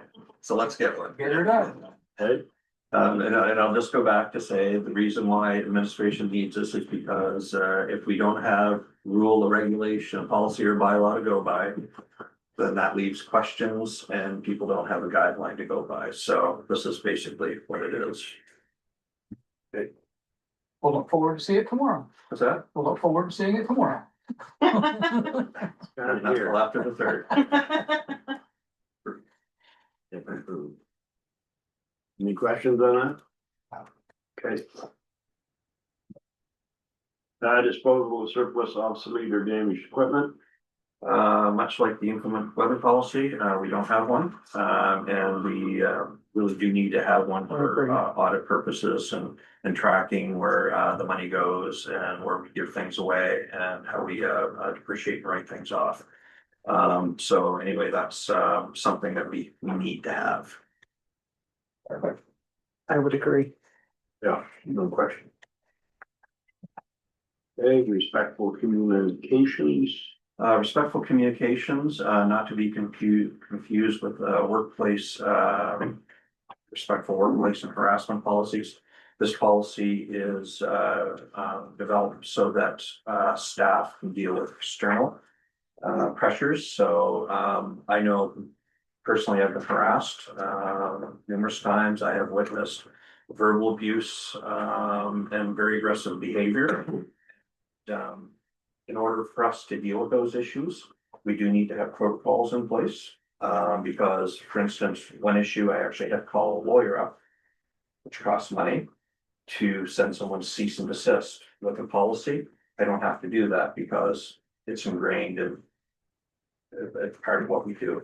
So basically, this is why this policy was developed, and it gives staff options. I'm responsible for workplace health and safety. And this is a workplace health and safety issue. And we do need to have something in here that gives staff the ability to deal with people who are the behavior that we can have something to deal with that. Comments, questions? Makes sense. Makes sense to me, yeah. And it gives staff different guidelines on how to deal with certain things, right? Economic development committee. I'm recommending council approve terms of reference for an economic development committee. I'm not sure if you want to start activate this committee for the next election. I would recommend against it, but I would recommend adopting a TOR. So in the background that we can do the work to get this committee up and running. So after the election, it'll be ready to go. Economic development was flagged as a priority by this community. We aren't really doing any economic development right now. And if we're going to be using the strategy of waiting for a phone call for economic development, that is a very bad strategy. So we do need to be actively doing things to attract investment and population to the area, because like I said, we need to expand our tax base. We need people, water users, paying into those systems, and improve services as well. So. I completely agree though, hang thought to me. Look at your TOR in place. But if I could get approval, the next council to go move ahead with implementing the TOR, that way we get everything in place. Finance committee. There is a finance committee, but there was no committee going prior. So I've written a TOR for the finance committee. Just has to be about me. I'm not sure if there was really a finance committee. There was a counselor appointed to the finance, but there was never really a committee. Okay, but you need something to point something to, so obviously there must have been something that said, yes, we're gonna strike finance committee and a TOR. We'll Like call building it was something. stricken, just no terms of reference ever come to bloom, I should say. Right, there was so much turmoil, I would say, with the ups and downs, we had a lot to sort out here before we invited other people around the table. Let's just put it that way. So in the same line as the active committee, you can do the same with the finance committee, adopt the TOR. And it'll be ready for the next council coming in. Highly recommend this as well, because it gives, there's a lot of accountability, transparency, because you have community members, qualified community members sitting on this committee. Yeah, I did read through the team's reference and I do agree it's time to do it, but a lot of what's in the terms of reference is different things we've tried to implement as a council over the past 3 years. So do you feel we're at a better point now that more people around the table is going to change this direction of the finances? I think having a TOR in place will absolutely move this place forward. And now that I'm here to shepherd this along, I'm more than willing to do that, because I think it's about that important. There you go. I'm good. Anybody else? Okay. Department reports. CAO. Alrighty, so just to give some highlights of some of the equipment that we're refurbishing our public works department with. We have a push camera that's currently being ordered. I'd like to mention I went on Facebook once and I saw a post about someone saying we're going to use this twice a year. That is so far from the truth. This will be used as part of a inspection program, because most municipalities that do preventative maintenance inspect all their lines and identify, this is broken. Yeah, it can last year. We'll get to it next year. We'll be able to do our own locates for new services, and instead of calling it a push camera truck, we'll be doing our own in-house. There's immediate savings. There'll be immediate savings in 2026 from this purchase, which I'm really happy about. So that's on the mobile elevating work platform. We received that last week. So we'll now be able to do our own banners, Christmas lights, tree trimming, and building maintenance where we can't reach with a ladder. It's unsafe to reach with a ladder. So that's also going to save us money in 2026. So they're immediate savings.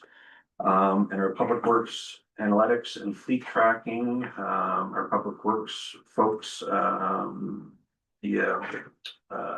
lead hand and The director has started their training on it. That'll be ongoing for the next couple of months, and then we'll start when we're gonna start training the public works Yeah, teams. so slowly roll out as we get trained on each module. I'll get trained then the leading hand as well, and then we'll cascade it down to the guys, which is so drip feed it in rather than just one big push. So there'll be a certificate for that? Yeah. It's just in-house training. It's just in-house training. Basically, I had my first training session on Friday. I can kind of call on them whenever I want to get additional training. The first looks in depth of the system is going to be really useful, not just for tracking exactly what we're doing where, but actually more efficiently manage what we do as well and track costs. There's a really nice asset management section to this. So take, for instance, if we replace a piece of piping, well, that's all documented and uploaded into the system. If we inspect a pipe, for instance, someone says, we've got a blockage somewhere.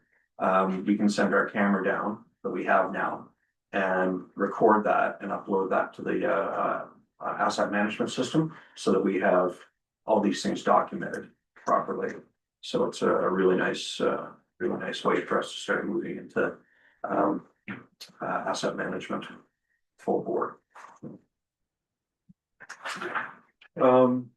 Municipal advisory committees, I just covered that with the active and finance, policy development harmonization, over the next few months. Kim and I will be bringing a number of bylaws and policies forward, because we are in a deficit of, up-to-date bylaws and policies for this municipality. And, our goal is to get as many of these done before the new council comes in to make their lives easier when they start. And I apologize that these things weren't done, but it's just it happened over the past few years, so it's happening now. Water issues, Alma, as everyone understands, we had some issues down in Alma a couple of weeks ago. We traced the line down to an improperly installed piece of infrastructure that was basically, I'll be quite frank, it was held together with duct tape. Literally held together with duct tape. And when I saw that, I know I've said to this council in the past that, things are old and broken and held together with duct tape here. I never thought I'd actually find a piece of equipment held together with duct tape like that. So that has been replaced by our team with proper brass fittings and properly installed. The issue that happened wasn't by anyone on our team in the past. So our team mitigated the problem and fixed it properly. So that was on that side. Also, that leak was quite substantial, and now the Alma water storage is holding quite nicely at 2 meters constantly. I believe, is that correct, Heather? So that's good on that front. In Riverside, Albert, we've had some issues with some high consumption. And for some reason that seems to have stabilized and it's gone back down to normal usage. So we're trying to figure out why that is. So I'm hoping by the end of the week, we'll have a better idea of where all that 20,000 liters of water was going. We're not sure if it was in someone's basement. Water line breakage usually don't heal themselves like that. So it's still under investigation. It's a fairly interesting one that I've never seen before in my life. So we'll keep monitoring that. Other items, sister municipality. We have a municipality in the UK that has expressed interest in being a sister municipality. They're basically the Funday Albert of the UK. Very nice area called Lyme Regis, and I'll be seeking councillors' permission to, when I'm in Europe on vacation, to meet with their CAO and have some discussions on where we could work together on some sister municipality type of things. I've got a application going in for CAN export funding, and that helps us market us on the international stage. That application is going in next week. I'm gonna leave audits, for the mayor to discuss. And on government relations, the mayor and I have several meetings scheduled with, ministers in Fredericton. Which is the first time this community's done that, in terms of a proper government relations program. And, I think the mayor will agree that if, they don't see us, they're not thinking about us. So that's something that we want to try to do once a year, is meet with some key ministers and bring our, challenges and opportunities forward. Snow removal, Grays Island, that issue has been mitigated, so when the plow driver is out, he's going to do that whole road, and last snowstorm that was done. And do you have any comments on that, Ian? No, it's done. I went out by midday or just after midday yesterday, half that storm, and it's done. Okay, so that's nice. And just on the Hillsborough well exploration, that's moving ahead quite nicely. I'm very happy with the team that pushed that ahead. That's been kind of waiting in the wings a long time, and we know that the Hillsborough water system is due for a new system. So that's hoping that'll go ahead quickly. Hey, thank you. That's it for me. Legislative services. All right, so just a few highlights from my report. Looking into after the election, I have organized a council training orientation scheduled for May 28th. Funding and grant updates. So the Shoreline Trail project, we have received an extension. So with the new project completion deadline set for October 29, 2026. There's $79,736 left in the funding, and the village has accrued $34,410 for this project. So I will be discussing with Sean in the very near future to create a plan of proceeding with this, reviewing landowner agreements and tenders and all kinds of fun. The Fire Smart program, public engagement sessions are being planned for February 10th and February 11th. Additional details will be shared with all of council and the public very shortly on that. Footloose and Fun Day Albert, the working group recently met to review winter programming and begin some early planning for expanded activities in 2026. So currently we're working with the February Frolic group with both indoor and outdoor activities being held throughout Fun Day Albert. So we're looking ahead to participation in June 2026. The group is aiming to increase participation, visibility, and partnerships. This signage easement is currently still with the landowners legal counsel. Water and sewer bylaw is currently being worked on. The draft procedural bylaw has been shared with council, and also under the contact us tab on our website, we did take Miss Kathy Weir's suggestion with the who to call document. So there is a document on there that you can find under contact us. If you see anything that might be a gray area, please reach out. It can be a living document, so. And that's all I have to report. Thank you very much. Any comments, questions? Operations. Yeah, I think the CEO's started my thunder on a lot of my key points there.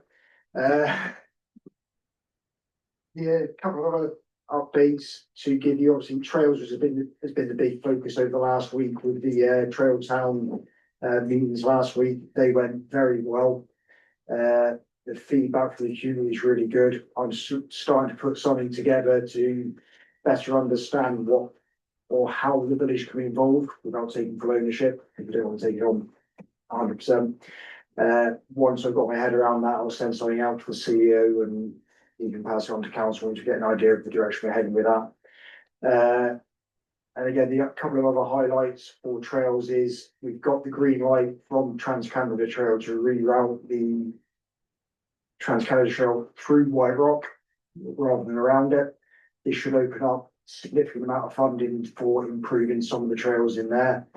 And again, we've managed as well to get the provisional green light to extend the Trans-Canada Trail or the shoreline part of it in Riverside Albert, where it stops just on Water Street, have it run all the way to where the lighthouse is going to be. Again, that's going to open up some funding for us to help develop that area in collaboration with CCRC and Friends of Fun Youth got the license of occupation with that trail. Those are the key highlights really, because the only real amendment I had to my report was for the Riverside Albert water consumption, which the CEO has already covered. It's significantly gone down, and we continue to monitor it. It really doesn't make sense. It very absolutely bizarre. does not make sense, because it was normal up, 2 weeks down, carry on. It's almost like someone went and shut a tap off. 11:59 AM shut off, it was before the power outage. I kind of thought maybe it was a power outage issue, but it's not. Right back to normal. So If somebody, anyone knows anything, we'd really like to know, we'd really like to know. well, obviously somebody had a tap on or a hose. It started on Friday at 11:59 AM and it ended 2 Fridays past at 11:59 AM. Don't think anybody put an indoor pool in. Oh, probably in the basement. Very bizarre. Yeah. Very see. No. Okay. That's it, Ian? That's it, unless there's any All right, questions. any question for Ian? I just want to thank Ian. I know he's put a lot of hard work into the trails and opening up some opportunities for funding opportunities. So thanks, Ian.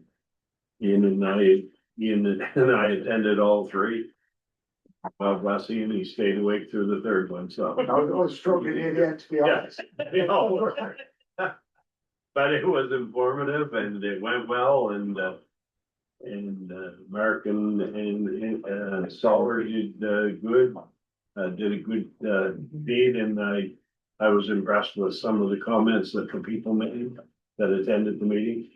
Alman kind of got off track a little bit, but it worked out quite well, so it was good.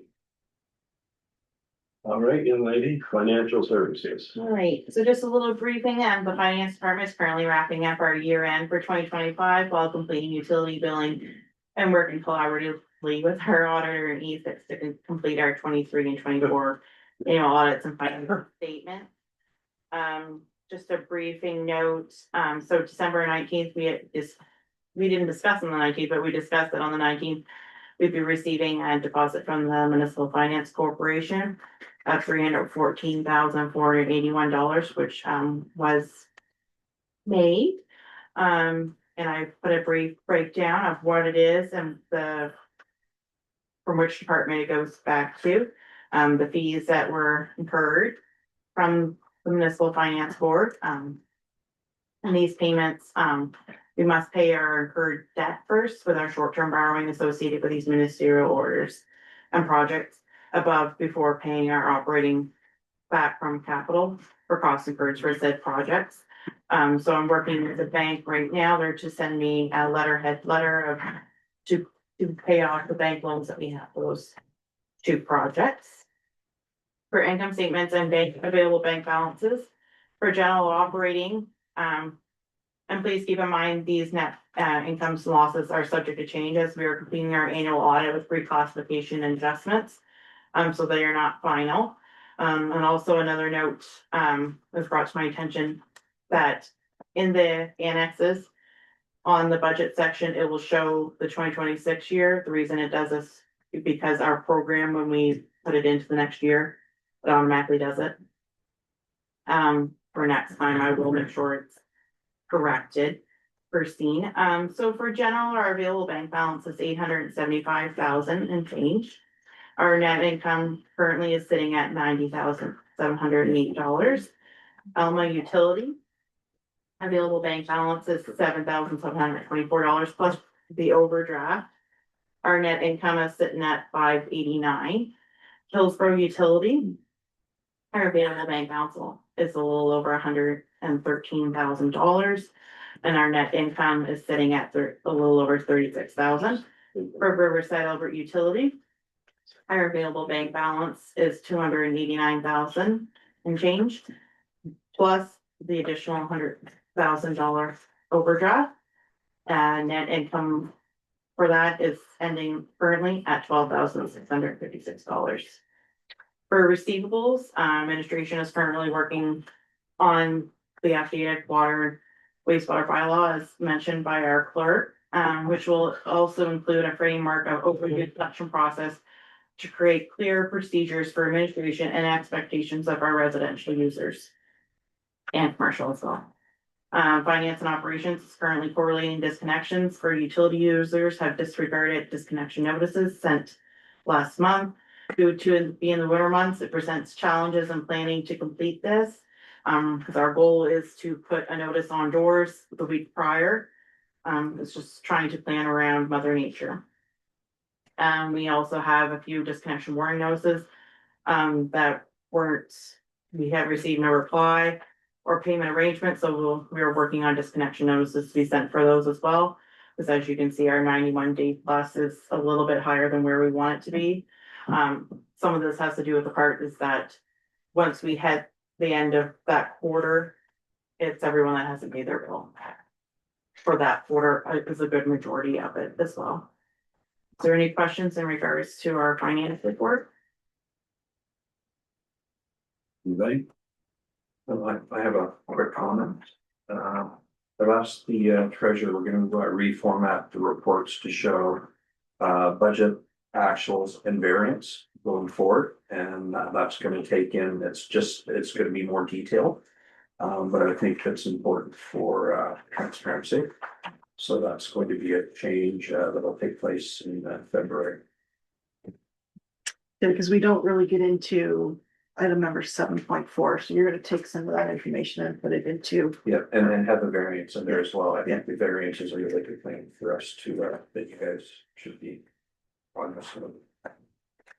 And when you say the variance, you're giving a variance, but you're also giving the explanation to the variance. Absolutely. Because it's two different things and it's gonna save a lot of questions, and I think we talked about this before. The more information you can give us, the less questions we're gonna have. Yeah.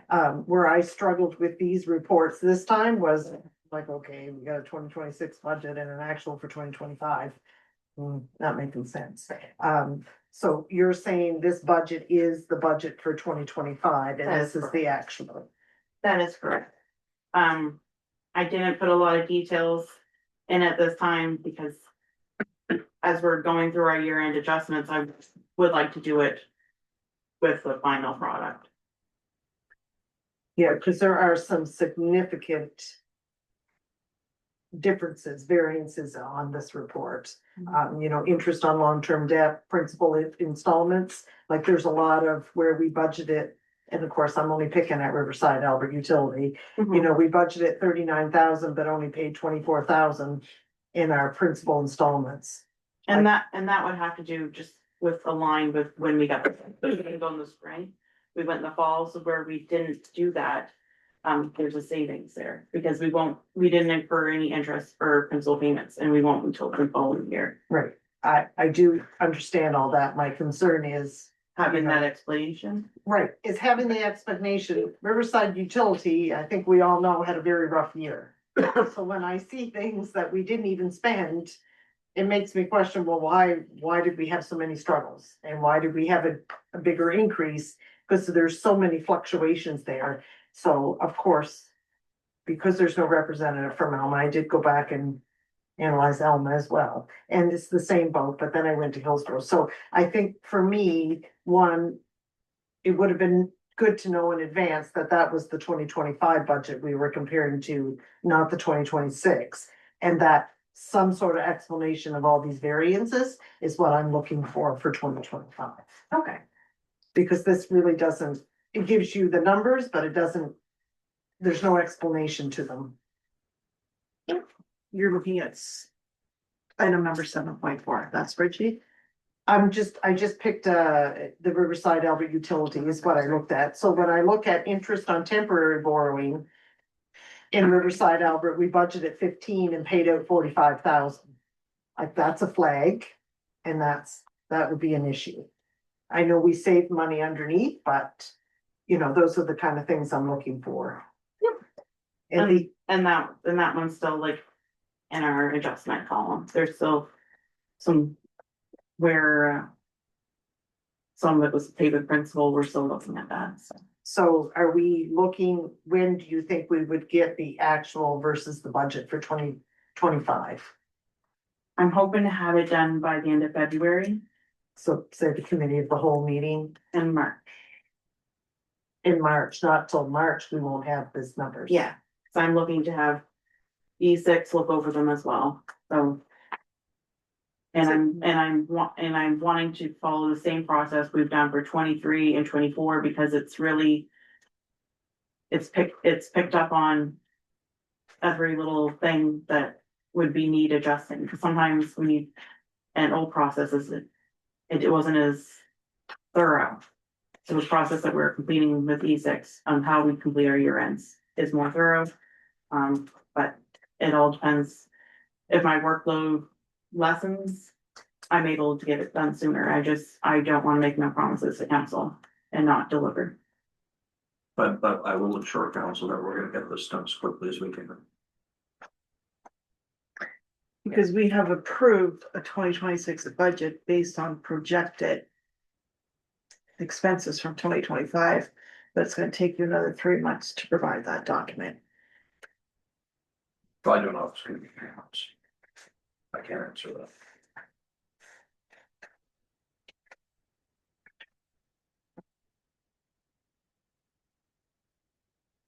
I think for me, the sooner we get it, the better, because just because. This is, I'm just trying to leave time for working with the auditor on 24 as well, so. As that is our priority as well. absolutely. There's no question, not questioning the priority list there at all. It's just that these are all things that I'm looking forward to at some point, this becoming a very clean process and be less stressful for you and for us. No, most definitely, that's definitely echoed here as well. So there's no sense of asking any questions on the actual from in 2025, correct? I would assume that you were right. If there's any concerns that you want me to address when, I'm just But- looking for, I guess not variance, but why the difference or why the increase? okay, So I guess, you can see them yourself, so when you see that there's been more spent or than what was budgeted or even budgeted for this year, there's gonna be reasons for that. I think a rule of thumb is once it hits a certain percentage in the variance, it Triggers. warrants a explanation of it. and that's what I've done in the past, so. So just a couple of questions, just with regards to maybe not as much as the audit, but I'm just curious how much we have paid to date for the 2023 audit and what we actually, so that's one question. And then what is expected or projected to clean up the 2023 audit that we will have to pay in 2026? I think those two numbers are important for us to have. Because we did pay a cent for non-audit. That we never recovered our money from. So what we'll do is we'll put together some numbers. The E6 contract is fixed. So we know what that number is. That's not expecting, but but anyway, there's more conversation we have to have on that. In a bit, yeah. E6, did we get new software coming for the treasurer? Yes, Package? actually, they're gonna start uploading some data into that. I spoke to them today and they're gonna be uploading the 22 and 2023 data into that, for some other things that we need to do in the background, but they're starting with that as we speak. So, So that won't apply for 2026 and 2027, because they need a new year to start to complete it. exactly. But we'll be using it in 2026. Still be using two programs in 2026. Well, we're gonna transition away from one to the other. And we also, we're consolidating all the old ones, so. Me and Christian are working with it, and for 24, we were able to do some that had no activity. There were some that still has some activity, and we had to wait to 2025. So once we consolidate that, we're down to 8 accounts and we're hoping to get it down to 4. So once I have more details on what we're doing with that and have the discussions with E6, we'll bring it to council, but it's bringing more better processes and simplifying life for the finance department and council. So E6's contract is up when? Next May. Is it the May? 26. Yeah. I mean, I think we probably should talk as council as well as what the plan is after May. Yeah. Looks like we need them, so, or need something, Yeah. Just gonna be some talk about it. Yeah.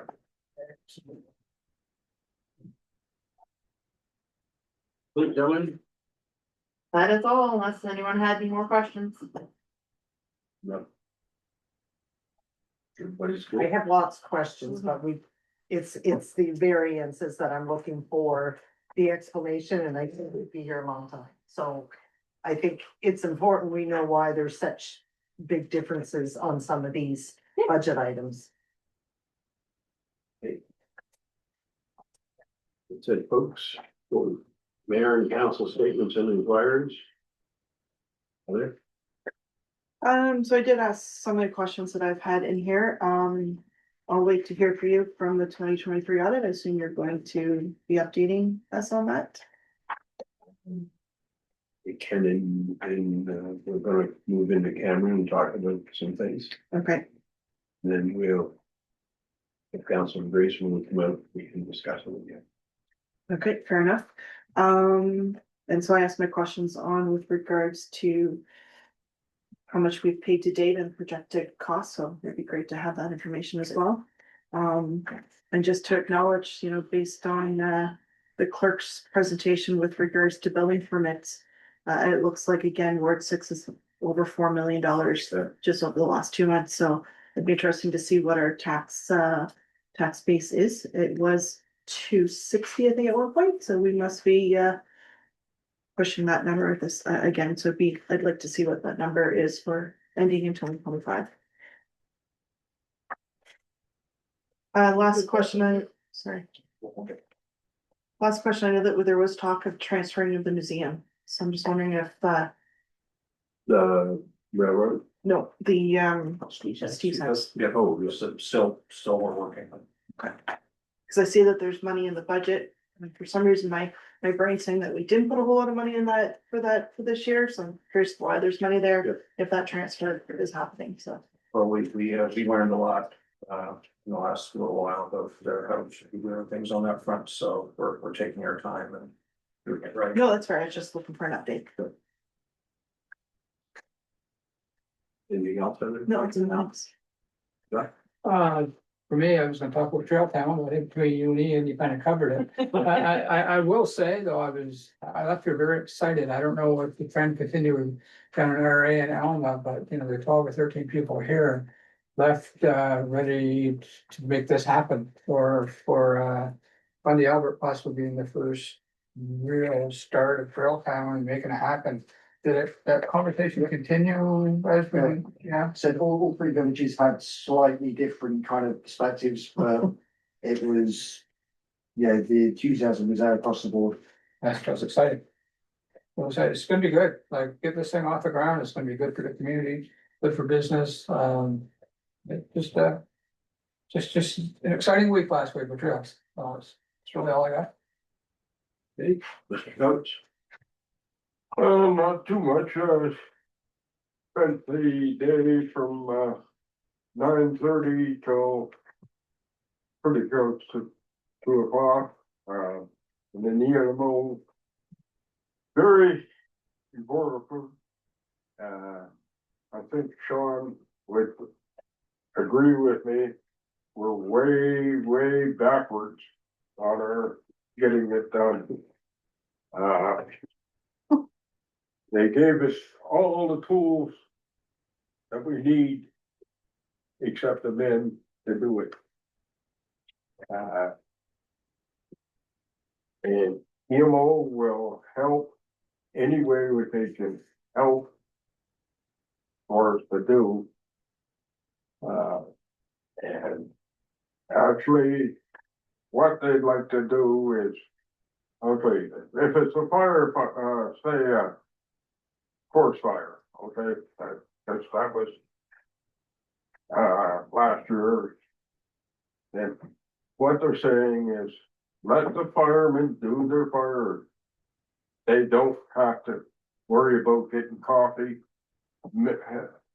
sandwiches, a new hose or whatever. They need the council or people support. So, one thing, we're very lucky, we got through it with no big fires, a couple of small little ones, but they have, and I think, the fire department is the big in most of the PMO disasters. So we wanna make sure that we keep them happy. That's about it. I'm sure everything.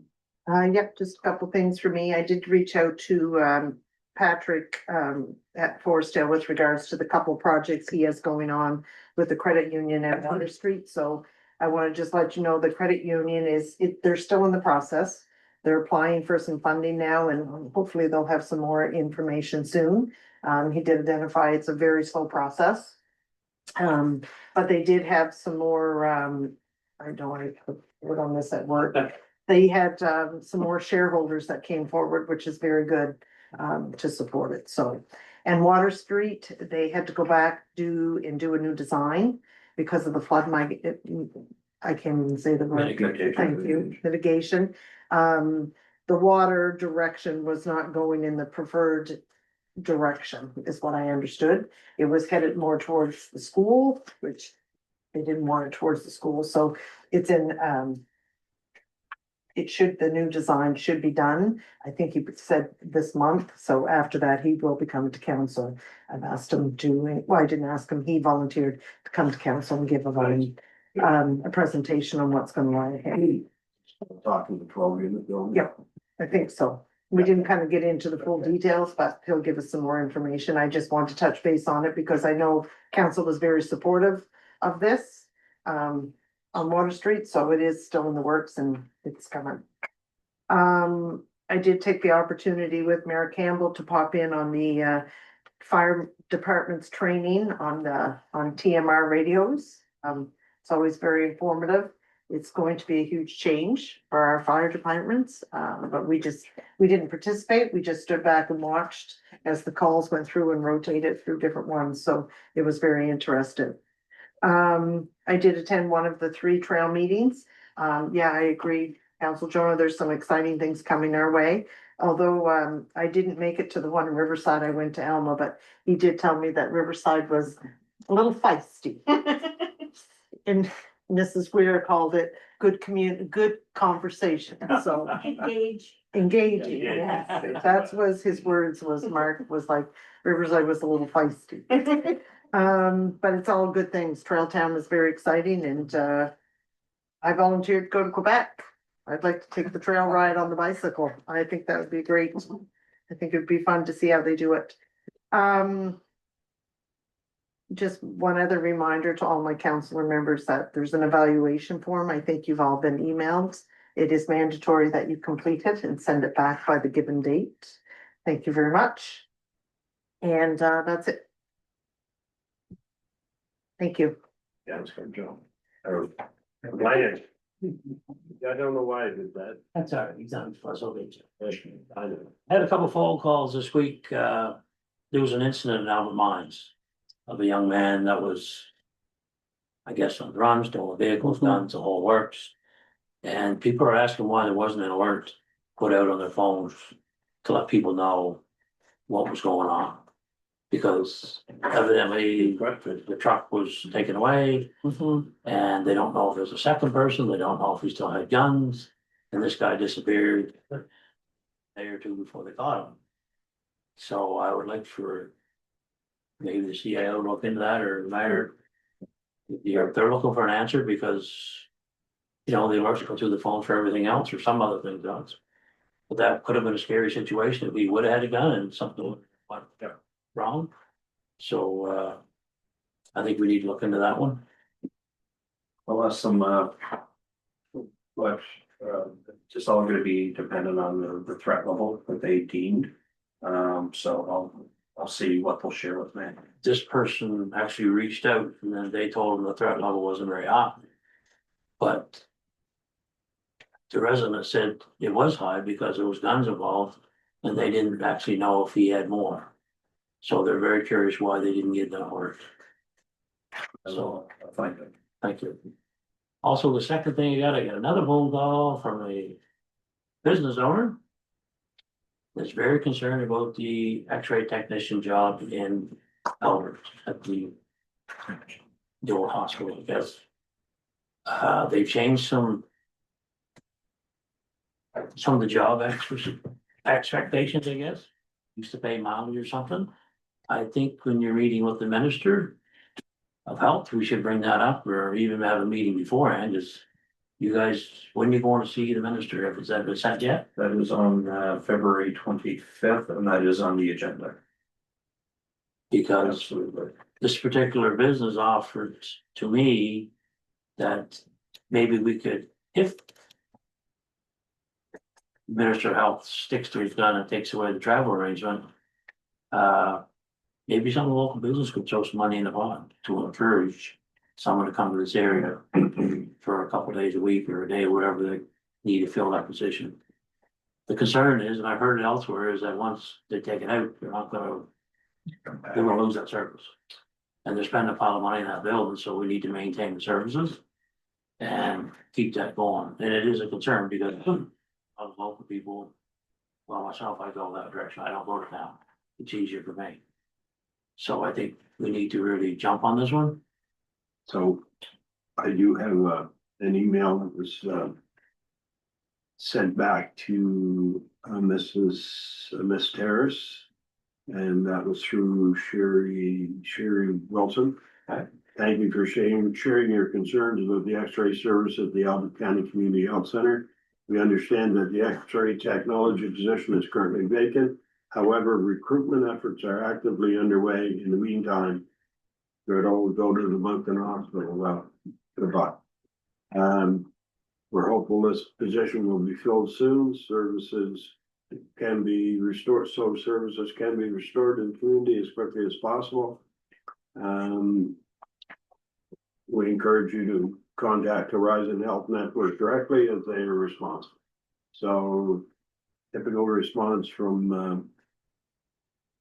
our minister and but I do know that was speaking to people at the clinic in Riverside, Albert, they are trying to recruit someone.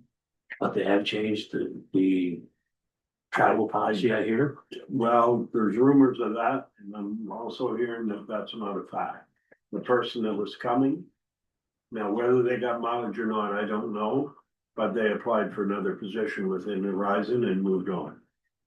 So.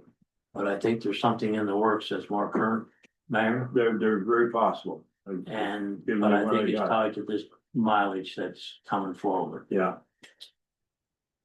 And also this resident asked me, why wouldn't Fundy Albert, maybe throw some money in the pot if that's what it takes to enhance somebody to come here and do this job to keep the service, the taxpayers are paying, either the province pays it or the municipality pays it. He Right. said maybe an option. And if private donations are an opportunity, well, there's charitable receipts that can be issued, so there's an actually advantage to that, right? And there's also the Bob. There could Yeah, be a Bob problem. Foundation. Yeah, they've been noted to help in different things. Yeah. That's what their mandate is to work for this wellness center. And I think there's another community group, so I think Yeah, it's probably a little more complicated than what It is. we read, and here, it is probably connected to a collective agreement somewhere, so there's probably some fact stuff going on that Not all of it gets released to Facebook, No, just enough to, I've seen down there. yeah, I did, that's where I initially saw it. Yeah, that's where it was at first. Yeah, that's where it, I'm not saying you're wrong, I don't have all the facts, but I have been talking to Sherry about it, and it is on. Yeah. On the agenda for Minister Dorn. I personally had quite an experience, so I really want to inform of how I feel as a resident. And the. For the people that were at. Outpatients before I got there, and we're still there 35 hours later when I left. I really feel for some of those people. So. We've really got a healthcare crisis here. I agree. I think. And I realize he can't fix it overnight. But we've got a great little wellness center in Riverside, Albert. That could service a lot more people. With a new doctor, we have a doctor in this area that's been working here that wants to come here. So if you put one more doctor in there full time. Our doctors that are present, I do not believe are working 5 days a week. They're both cut back and you on their own. They've cut back. totally agree, and they talk about pressures on the hospital, it wouldn't take much. To utilize this wellness center more and take pressures off of Emerge for different things and after hours clinics and. This, That's, well, I brought it up to push this further with the Yeah. minister. Yeah, oh, Sit down, absolutely. like, there's, we're sitting down here with all this stuff ready to roll, and you're not helping us. With the equipment. You're handcuffing us. Yeah. And by changing policy, I don't care if it's collective agreement or not, they're making it tough. And it's not the staff at the city hospital that are the problem. It's their swamp. They just got nowhere to go. She's a dead end. She's a dead end. Yeah. Anyway. Put on the agenda when you meet with them, and It's on the agenda. It is there. It will be there. thank you. That's all from me. That's pretty much all for me too. We attended all the meetings we could. First part of the month, I wasn't too active, but I did all I could, so that was my report. Anybody, Gallery, Peanut Gallery? just last meeting that I was at, you were meeting with the auditor. I'm just wondering, is there an update that can be shared prior to closed session? We're not much further ahead than we were. We're hoping that, by mid-February, we'll have something to report. I'm not trying to be evasive, I just don't have a lot to tell you. So, but the meeting did happen, you met. Yes, it did, Alan and we met. met with E6, we had a really good discussion with them. And right now,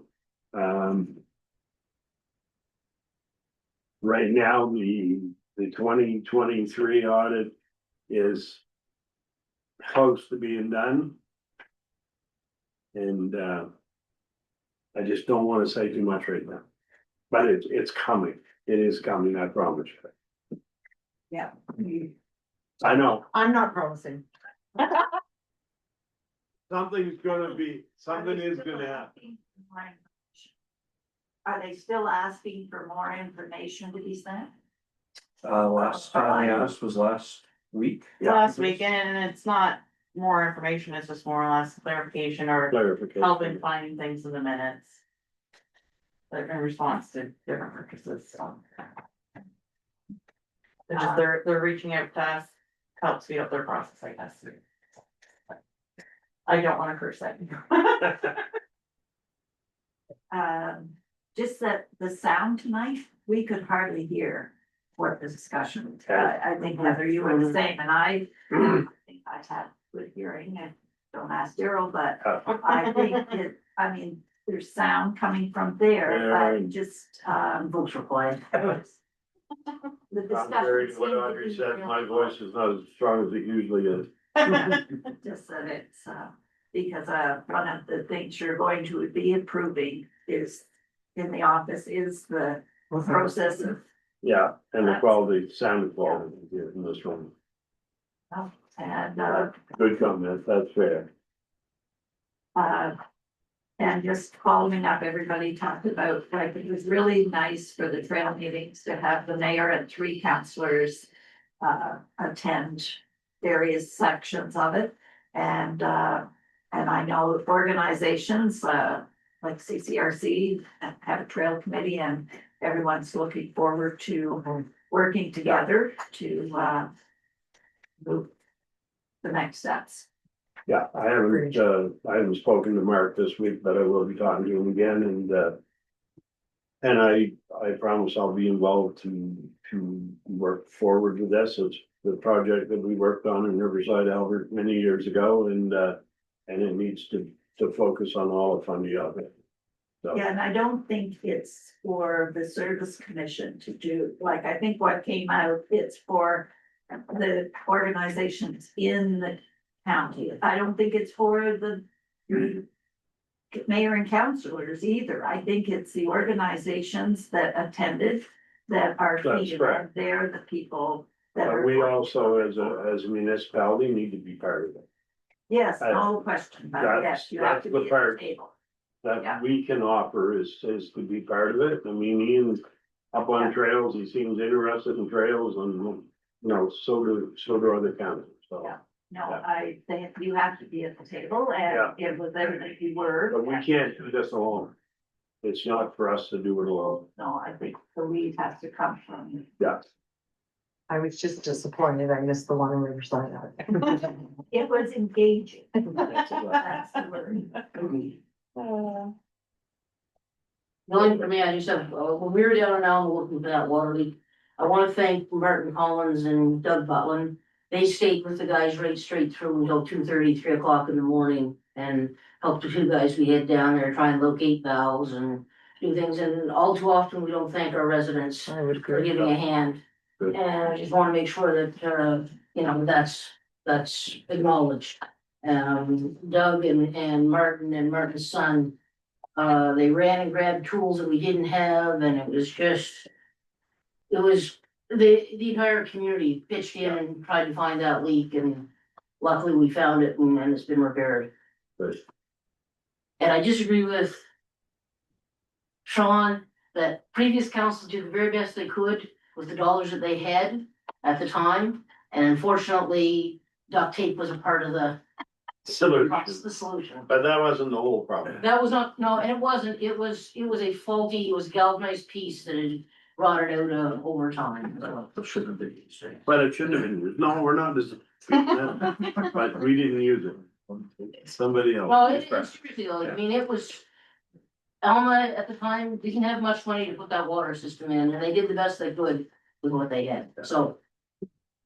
That's my 2 cents, folks. Yep. But I will say that the Alma project is moving ahead a great day today. We have 1 well pump in, and the second one's going in tomorrow, and we're gonna start pumping, doing our pump test, so that's some positive news there. Good. On that Thank end. you for that. And it's still online for the end of March, I was Mm. told by engineers.